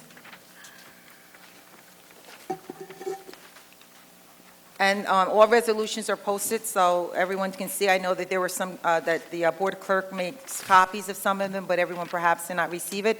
Is there a motion to approve agenda item 15.1? 14.1? Oh, no, 15.1. These are action items. No. Oh, no, those are walk-ons. I'm on the wrong page. Is there a motion to approve, thank you, board colleagues. Is there a motion to approve action item 14.1? So moved. Second. Any discussion? All in favor? Aye. Motion carries. Is there a motion to approve the agenda item 14.2? So, We pulled that one. no. Board colleagues, so what you're going to see is we have such an efficient board clerk, Madam Board Clerk, that she's already moved the agenda item, Dr. Rosser, Yep. to reflect 14.2. So is there a motion to approve agenda item 14.2? So moved. Second. All in favor? Aye. Aye. Motion carries. Now we're going to go to where I was rushing to get to. These are what we call walk-ons. And I'm going to ask one of our trustees to please explain what a walk-on is. A walk-on is an item that had been discussed, that was not discussed in agenda review, and it happened after the meeting, and with the recommendation of the superintendent, it is created as a walk-on for the board to vote. All right, trustee Long, show 'em what you're made of. Yes, so young people, did you hear that? Participation in government? A walk-on items, we're moving to walk-on items. Now, another point of action for walk-on items. If there's no unanimous vote to bring these items on, can they be walked on, board members? No. They cannot. All right, so these are unanimously brought on by all board members. It doesn't mean that a board member will vote in support of it, it just means that they're allowing it to be brought on. and we're going to ask those to be put forward.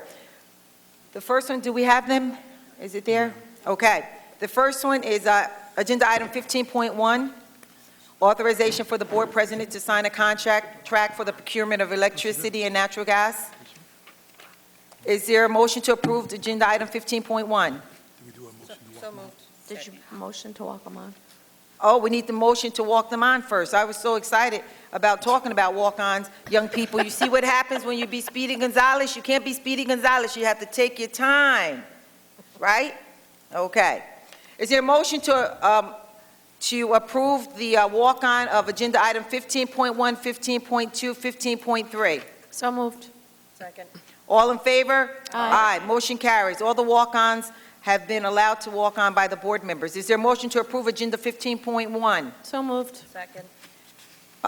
Any discussion regarding this item? Oh, yeah. That's why. See what I'm saying? That's why. Yeah. Any discussion? No discussion? All in favor? Aye. The agenda 15.1 carries. Is there a motion to approve Agenda Item 15.2? So moved. Second. Any discussion? All in favor? Aye. Motion carries. Is there a motion to approve Agenda Item 15.3? So moved. Second. Any discussion? All in favor? Aye. Motion carries. Wonderful. Excellent job, colleagues.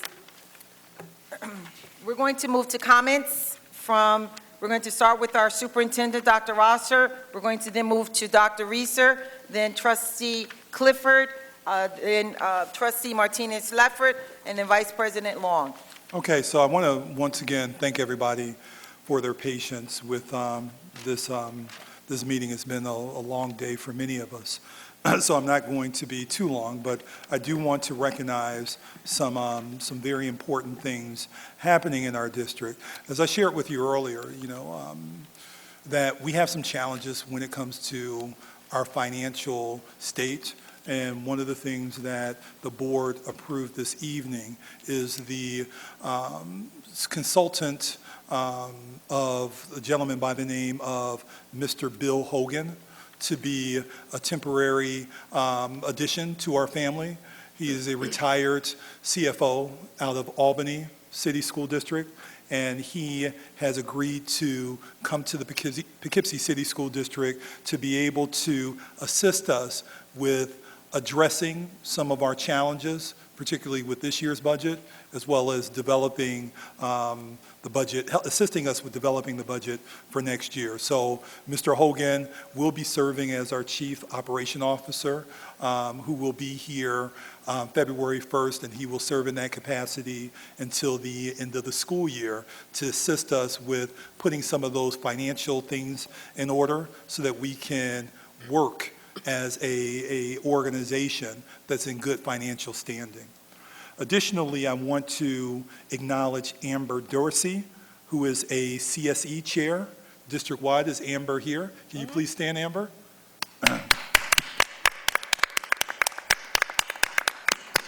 So we want to thank you for becoming and wanting to be a part of our very happy family.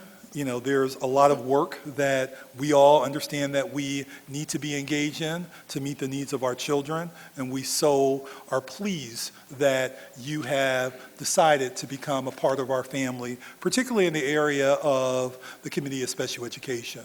As Ms. Monona has shared with you through the interview process that, we have a lot of challenges, and we're always looking for great talent to be able to be thought partners on ways in which we can improve our services for students who have been identified with disabilities so that, as I mentioned earlier, they can achieve and maximize their full potential. So I want to thank you very much for becoming a part of our family.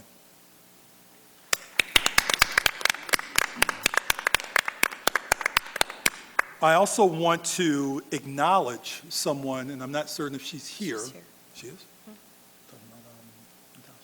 Okay. Ms. Cherry, where are you at? Way in the back. Come to the Stand front. up. And she got her husband with her also. Yes. So I want to acknowledge Ms. Cherry Yes. for her commitment to the district.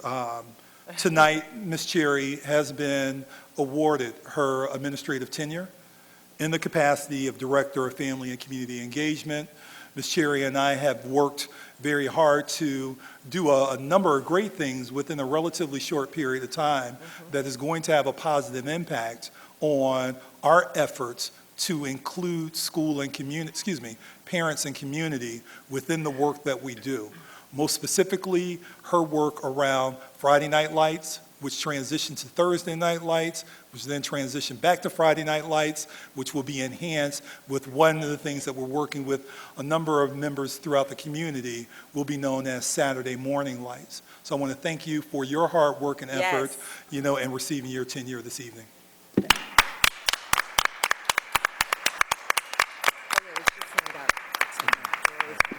We got to stand up for tenure, yes. And all of you tenured individuals know that's a wonderful thing and a very tough feat.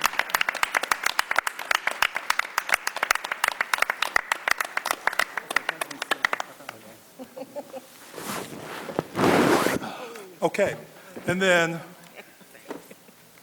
last but not least, I want to recognize a person who has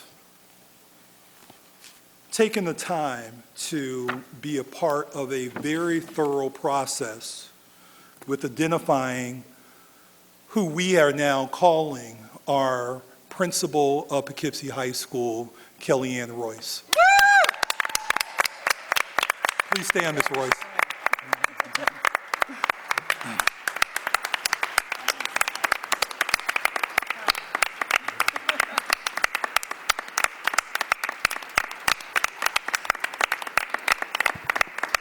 So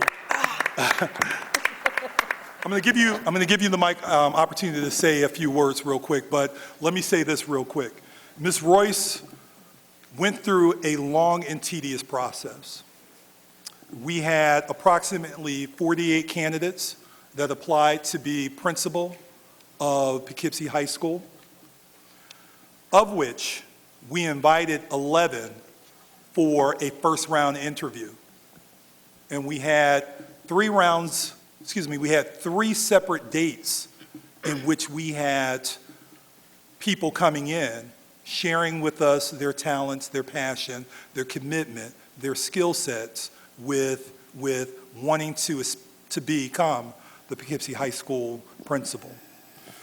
That then led to 4 candidates being elevated by a committee of teachers, community members, parents, and the 4 candidates were interviewed by district-level staff, administrators, along with community members, and of which there were 2 individuals that were elevated to a third-round interview.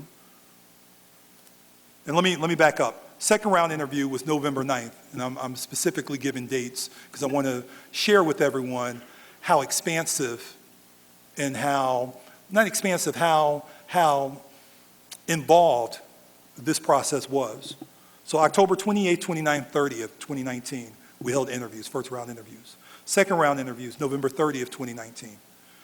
2 individuals were elevated to a December 9th, third round interview. And then to make sure that the decision of bringing on the candidate who is before you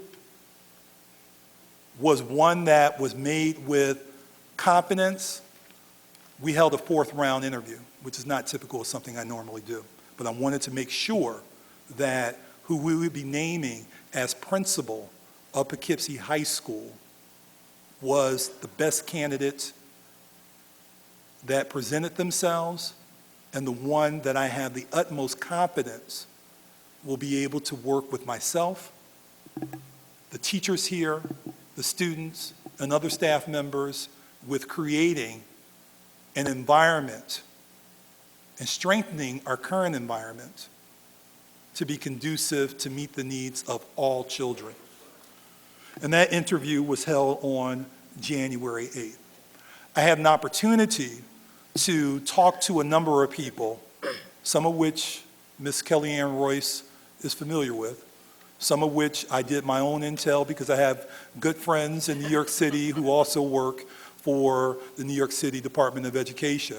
And I said, hey, I know that you work in Brooklyn, but reach out to your colleagues in the Bronx to see what you can share with me about Kellyanne Royce, because I needed to make sure that the decision to hire Ms. Royce was going to be a decision that I would be very comfortable with and that I would know that the school community would be comfortable with as well. And I will share with you that the people that she knows, of course, gave her great, accolades, as we all, know when it comes to references, normally our references do. However, the individuals who I reached out to, who are kind of like my undercover brothers in New York City, they shared with me great information that confirmed what I have learned of Ms. Royce through the interview process, what her references stated, and what some of the individuals who served on the interview panel, shared with me, the various interview panels shared with me as well. So I want to personally welcome you home. Ms. Royce is a 1994 graduate of Poughkeepsie High School.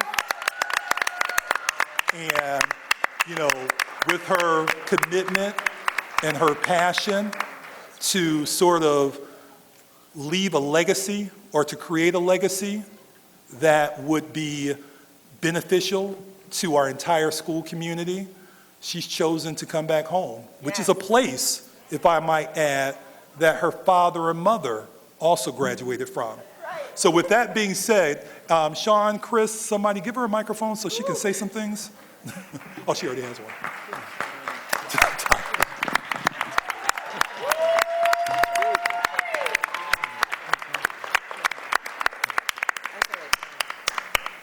Good evening. He got intel. Now I know. Thank you, Dr. Rosser. And I'm sorry, because I am so overwhelmed. Thank you for the lengthy process. You have started something here at Poughkeepsie that's been needed for a long time. And I'm thankful to now join your leadership in this team to move this work because they deserve it. Yes. So I won't cross church and state line. However, when we're in a space of worship, God is good. But when you're in a place where we gather as pioneers, you say, once a pioneer. Always a pioneer. And I am a pioneer. I sat somewhere right here in 1990, 30 years ago. Yes, I did. Who's... Right, And Eric Bradford was somewhere over there. And I walked back that aisle and down that aisle. Ooh, Jesus.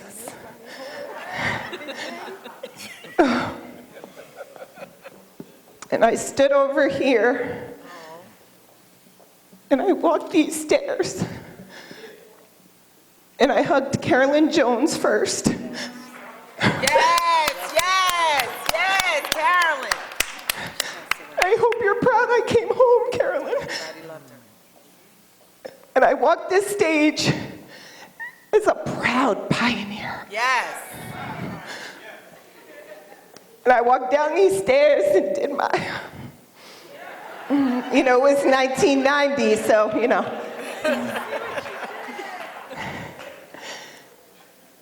And my Uncle Mike sat up there, who's also a pioneer. Yes. We all bleed blue. Yes. He said, go, Kelly girl. And I went back to my seat, and I remembered what my grandfather taught me. You never forget where you came from. And I'm home to lead this work, and I'm not going to get into my bio and all the stuff Dr. Rosser and I have already started to plan, but I just want to say a couple things that stuck out to me tonight. I heard the word prevention. We got to get better at that. We're not going to wait for the problem and then come to the table and go, how do we stop this? Through the student voice, through the staff voice, through the people, the community at large, We're going to think about ways to prevent the problem before it even starts. We're going to look at data. We're going to stop pulling things out the air and making decisions just because. We're going to look at the data, we're going to dive into it, we're going to get dirty with it, we're going to make decisions that are best for kids. Because if what we're thinking, saying, and doing is not best for them, then I'm going to question, why are we thinking it, why are we saying it, and why are we doing it? All right. We're not going to make decisions to make adults comfortable, although I want my staff to feel appreciated and comfortable, and you will. I even cook for you. I'm Italian, we show our love through food. But we have to make decisions that are best for kids. Accountability, ownership. The children are going to be accountable and own their learning. The staff hold me accountable. I know they will. But I need you guys too on the front line, because that's the work. Before we share titles of superintendent and Madam Board President and Madam Clerk and Principal Poughkeepsie High School, we share one, and it's human. And under my leadership, I promise you're going to be treated as humans. And we are going to model the words that I hear at basketball games, right? Because we're stronger together. Yes. But we got to show it. Every day, in our halls, in our classrooms, from the front door till when I'm the last one to leave with the custodian. We are stronger together, and it can't just be a chant at varsity basketball games. Lastly, I want this place to be a capstone to an amazing experience that our children have. And I'm looking forward to working with Ms. Dargan and Dr. Scott and the other respected principals in the district, because when our children get to hear in 9th grade, they shouldn't go, "Who's that lady?" They should go, "Oh, hey, Royce, how you doing?" Because they've already met me. Because I've shown up to things at Morris. And they know that I'm going to be your leader when you get to me, to us. So I have so much more to say, but I'm going to pass the mic. It is so good to be home. Don't give me a mic now. I got the arts in me. County players. You know, I danced with Estelle Alfonso Performing Arts Center on this stage when I was 5 years old. I'm going to show you pictures.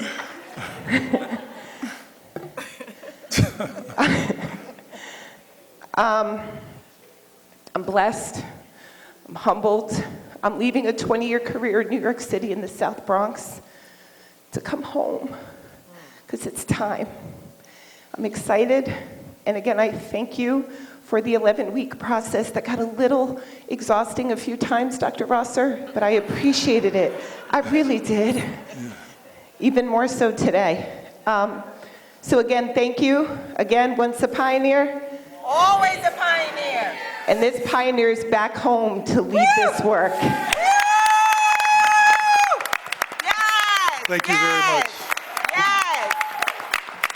Yes.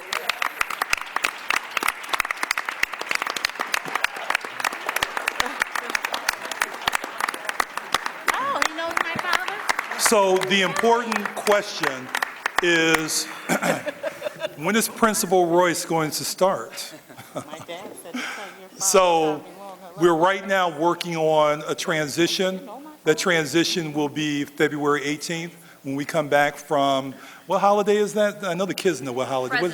President's Day. I don't have holidays, you know. I wish I had holidays, more holidays, but that's another story. That's another story. So she will be here officially on February 18th. We are working on identifying some dates prior to that where she's going to be in our school district, and she and I will be coming over to the high school to meet with groups of students as well as staff. So Ms. Martino, I'll be reaching out to you and your team here to try to organize a nice meet and greet for the new principal for her official start on February 18th. But we're proud. This is an important step another important step in us being able to create greater opportunities and access for our children to find the success that they deserve as Poughkeepsie City School District students. So I want to thank everybody for their support, their understanding, because this process was a tedious process. And I want to thank everybody in advance for all the work that we're going to do collaboratively together to meet the needs of our children who, as I can't say it enough, they deserve this and more. So I want to thank everyone. That concludes my report, Madam President. Thank you, sir. Dr. Reeser? Oh, man, I'm going to follow up after Kellyanne Royce and Eric Rosser. This is going to be a downgrade in the rhetorical department. I mean, where do I begin except just to say a few things, what's in my heart right now. I want to say this to Dr. Rosser. I'm so glad we hired you. I thought this. I've had this thought many, many times. Every day, multiple times a day. But that feeling is no more profound than a feeling of gratitude is no more profound than at this very moment, which is a culmination of months of dedication, hard work, and an application of great intelligence and skill, all coming together in that wonderful presentation. I was thinking, what makes a good leader, right? A good leader has to be courageous. Yes. And that means looking in the mirror, not to preen and see only what shines or what looks good, but look in the mirror self-critically and to look at what we need to do to improve. And you are courageous because you've done that. And you've helped us look in the mirror and see where we are, where we're deficient, and where we need to go, and inspire us to work together to accomplish it. A good leader has to be a good explainer of things, sometimes extraordinarily complex things. And you're 2 for 2 now, because you had to explain what all these audits were about, which confused many of us in the community. And you explained it so well at the last board meeting. Kudos for that. And then again tonight, you explain things and give us a picture of where we've been, where we are, and where we need to go. Set a framework for where we need to go. And a good leader has to be a good judge of character. And clearly, your colleagues on the search committee, which was comprised of stakeholders from across the community, were outstanding judges of character by bringing Kellyanne Royce to Poughkeepsie High School. So it's a wonderful moment. I'm so excited. It's another one of those pinch me moments where I am grateful to being here, honored to share the dais with you, Dr. Rosser, and my fellow wonderful board colleagues. And I'm really excited for the future. So, and thank you for helping us get to this moment. Thank you, Madam Board President. Thank you, sir. Trustee Clifford, don't cry. I'm already crying.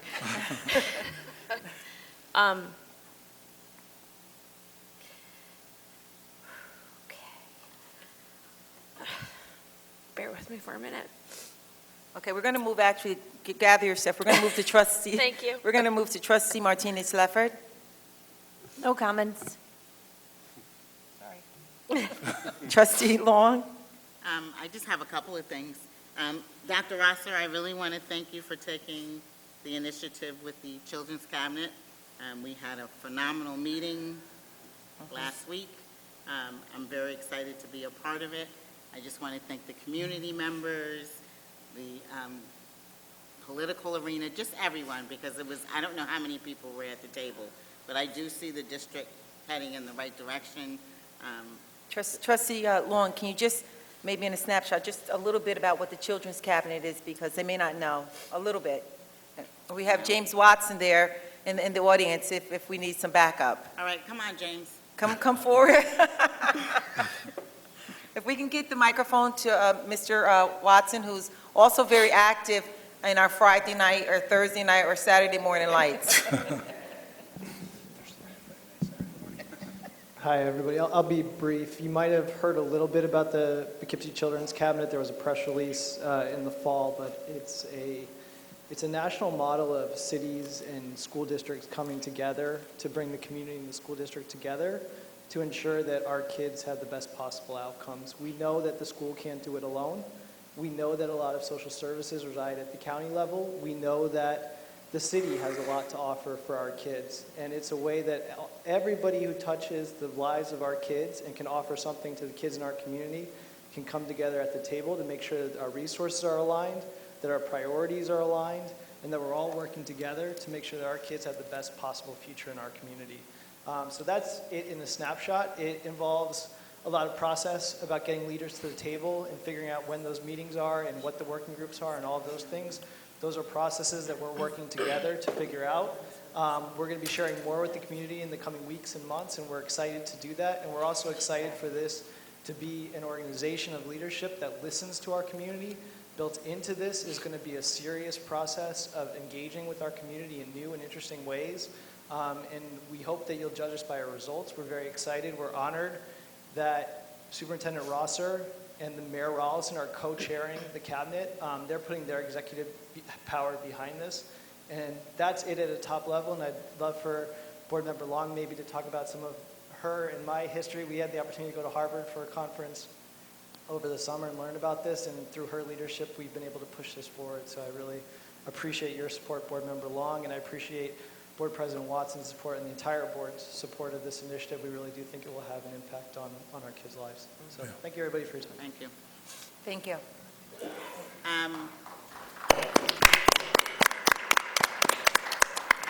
Again, I'd like to congratulate Natasha Cherry. You've done an amazing job.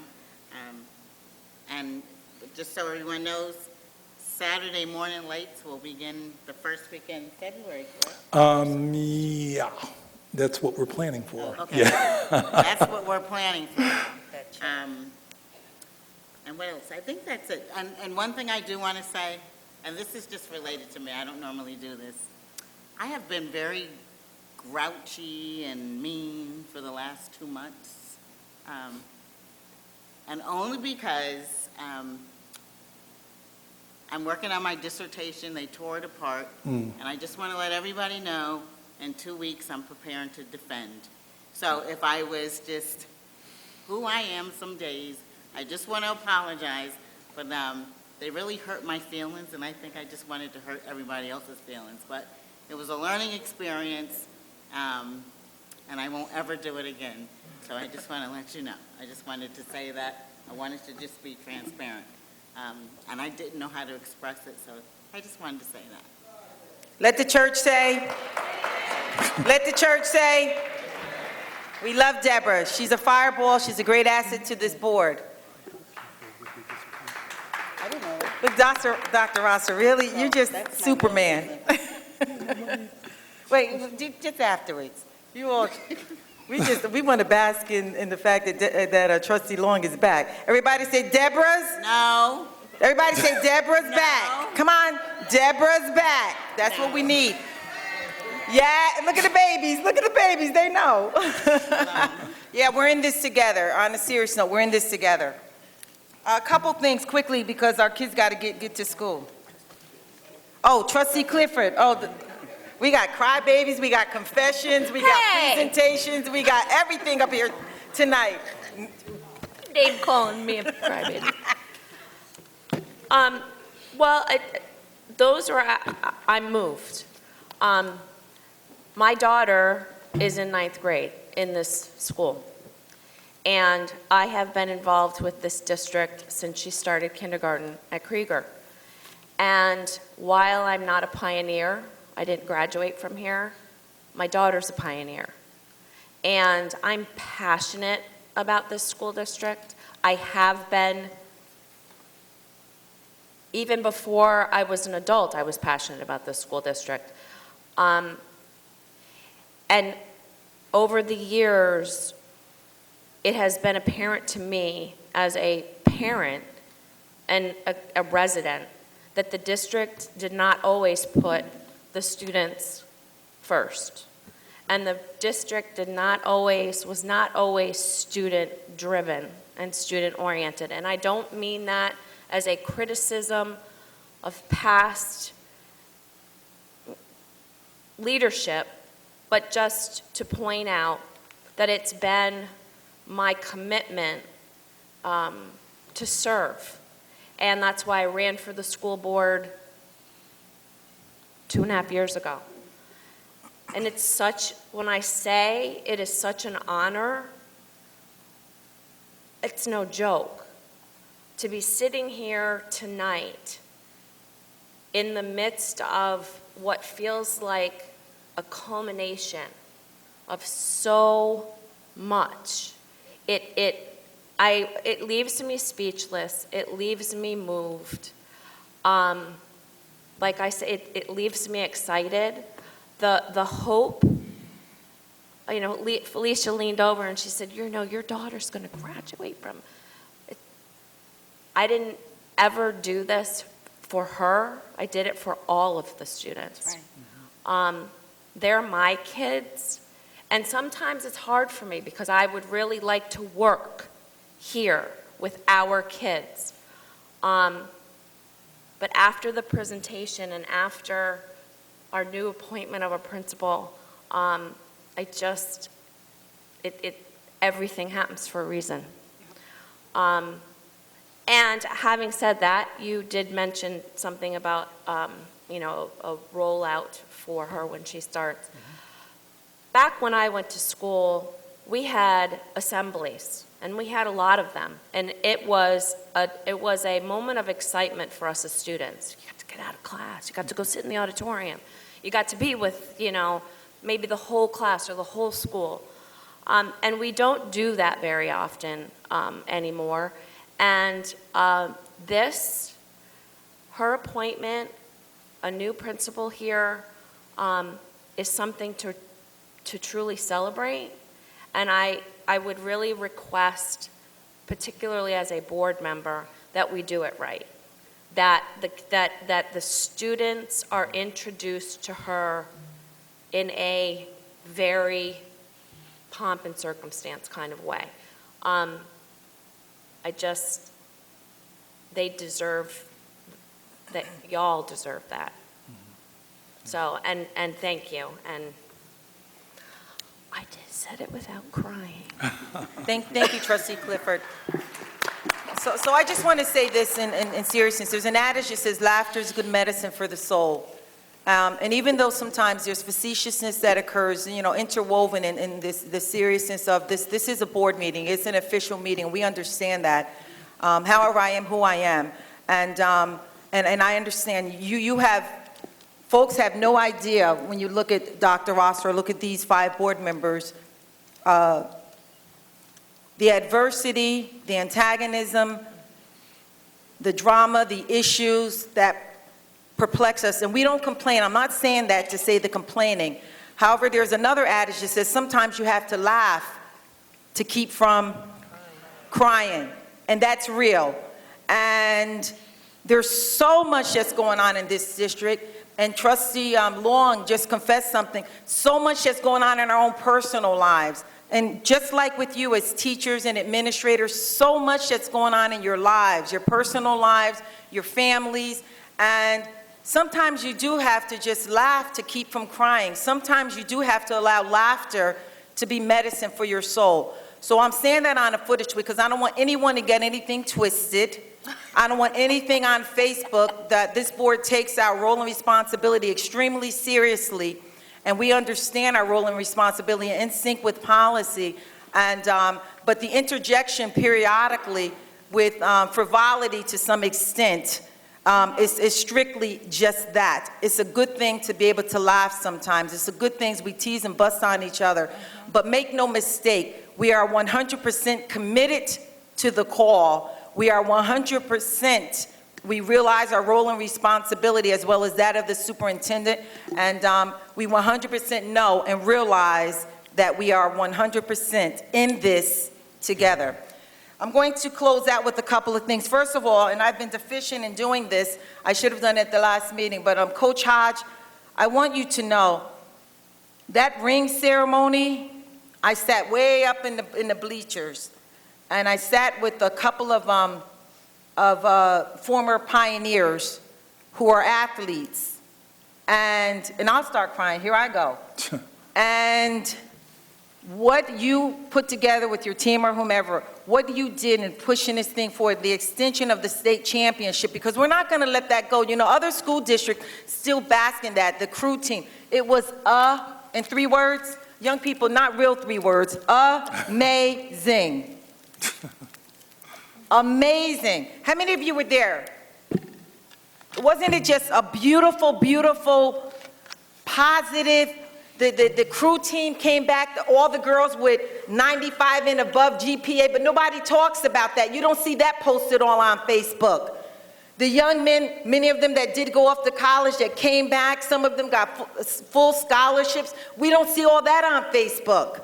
And under Coach Hodges' leadership, and he just got here not so long ago, and he has great vision for that department, and I'm looking forward to I'm looking for the Olympic-sized pool. I want you to know I haven't forgotten. No. Oh, yes, yes, yes, yes. So I just wanted to commend you and say kudos to you. You don't say much, but it was just a beautiful ceremony, so thank you so very much. Doreen Henry's here. I just want her to stand. Who? Doreen Henry. Oh. Doreen Henry is one of our, let's give her a hand. And I'm gonna try and talk fast. Look at the people, they love Doreen, look at this. Look at this. Doreen got a fan club. A graduate of the Poughkeepsie City School District, star basketball player. Many of you don't know her story. Her mother was a teacher in the school district that was killed in an automobile accident, along with Ms. Pinnock. Double teachers, 2 teachers in the Poughkeepsie City School District that were killed. Ms. Pinnock that were killed. And the legacy of her sisters, all of them went to the Poughkeepsie City School District, former cheerleaders, all of that, just all of that. But this woman here has been with the district for how many years, Doreen? 37? Wow. 37 years. Superintendent's briefs. And she's humble. She takes a lot.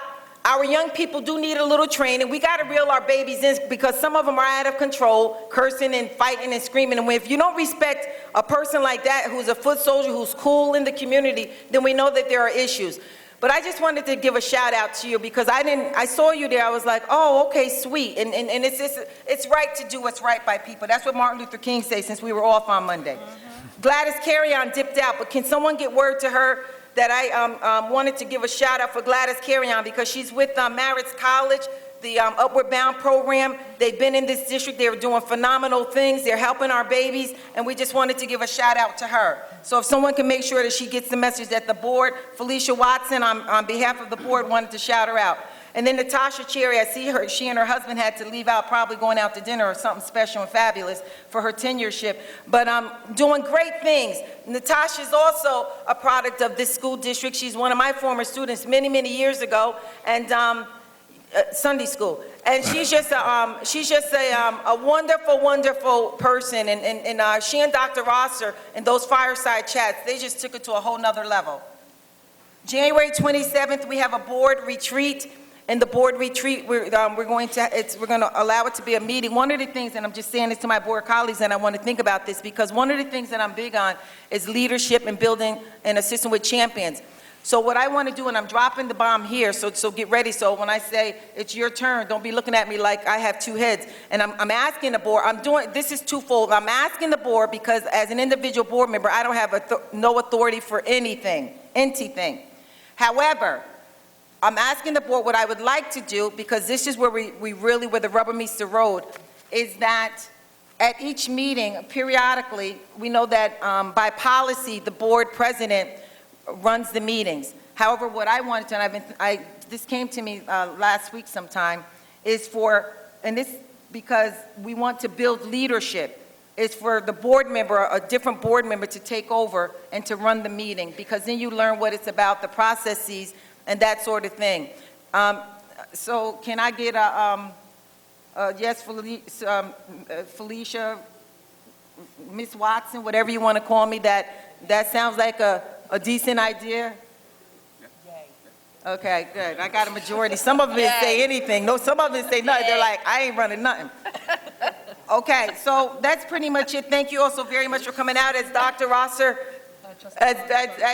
Rosser mentioned, on this coming Friday is the Martin Luther King breakfast, if you can make it, to support Catherine Street Community Center. Thank each and every one of you for coming out. To our new principal of the Poughkeepsie High School, we're glad that you've come back home. I remember you when you were with the Peace and Order team and with the clickers, and you used to talk about data-driven management with the clickers. So thank you for coming back home, and to your family, to your uncle, to all of you, please give them a shout out. To all of our administrative team, Dr. Rosser's in the throes of rebuilding, and that's a beautiful thing. So thank you. To Erwin, you are really something. You really are. Quiet, but a powerful young man. He works hand in hand with Dr. Rosser, and we super appreciate you. Thank you. All right, that being said, is there a motion to adjourn? Young people, come on up so you can get your thing signed. Is there a motion to adjourn out of this meeting on January 22nd so folks can go home safely? So moved. All in favor? Aye. None opposed, motion carries. Thank you also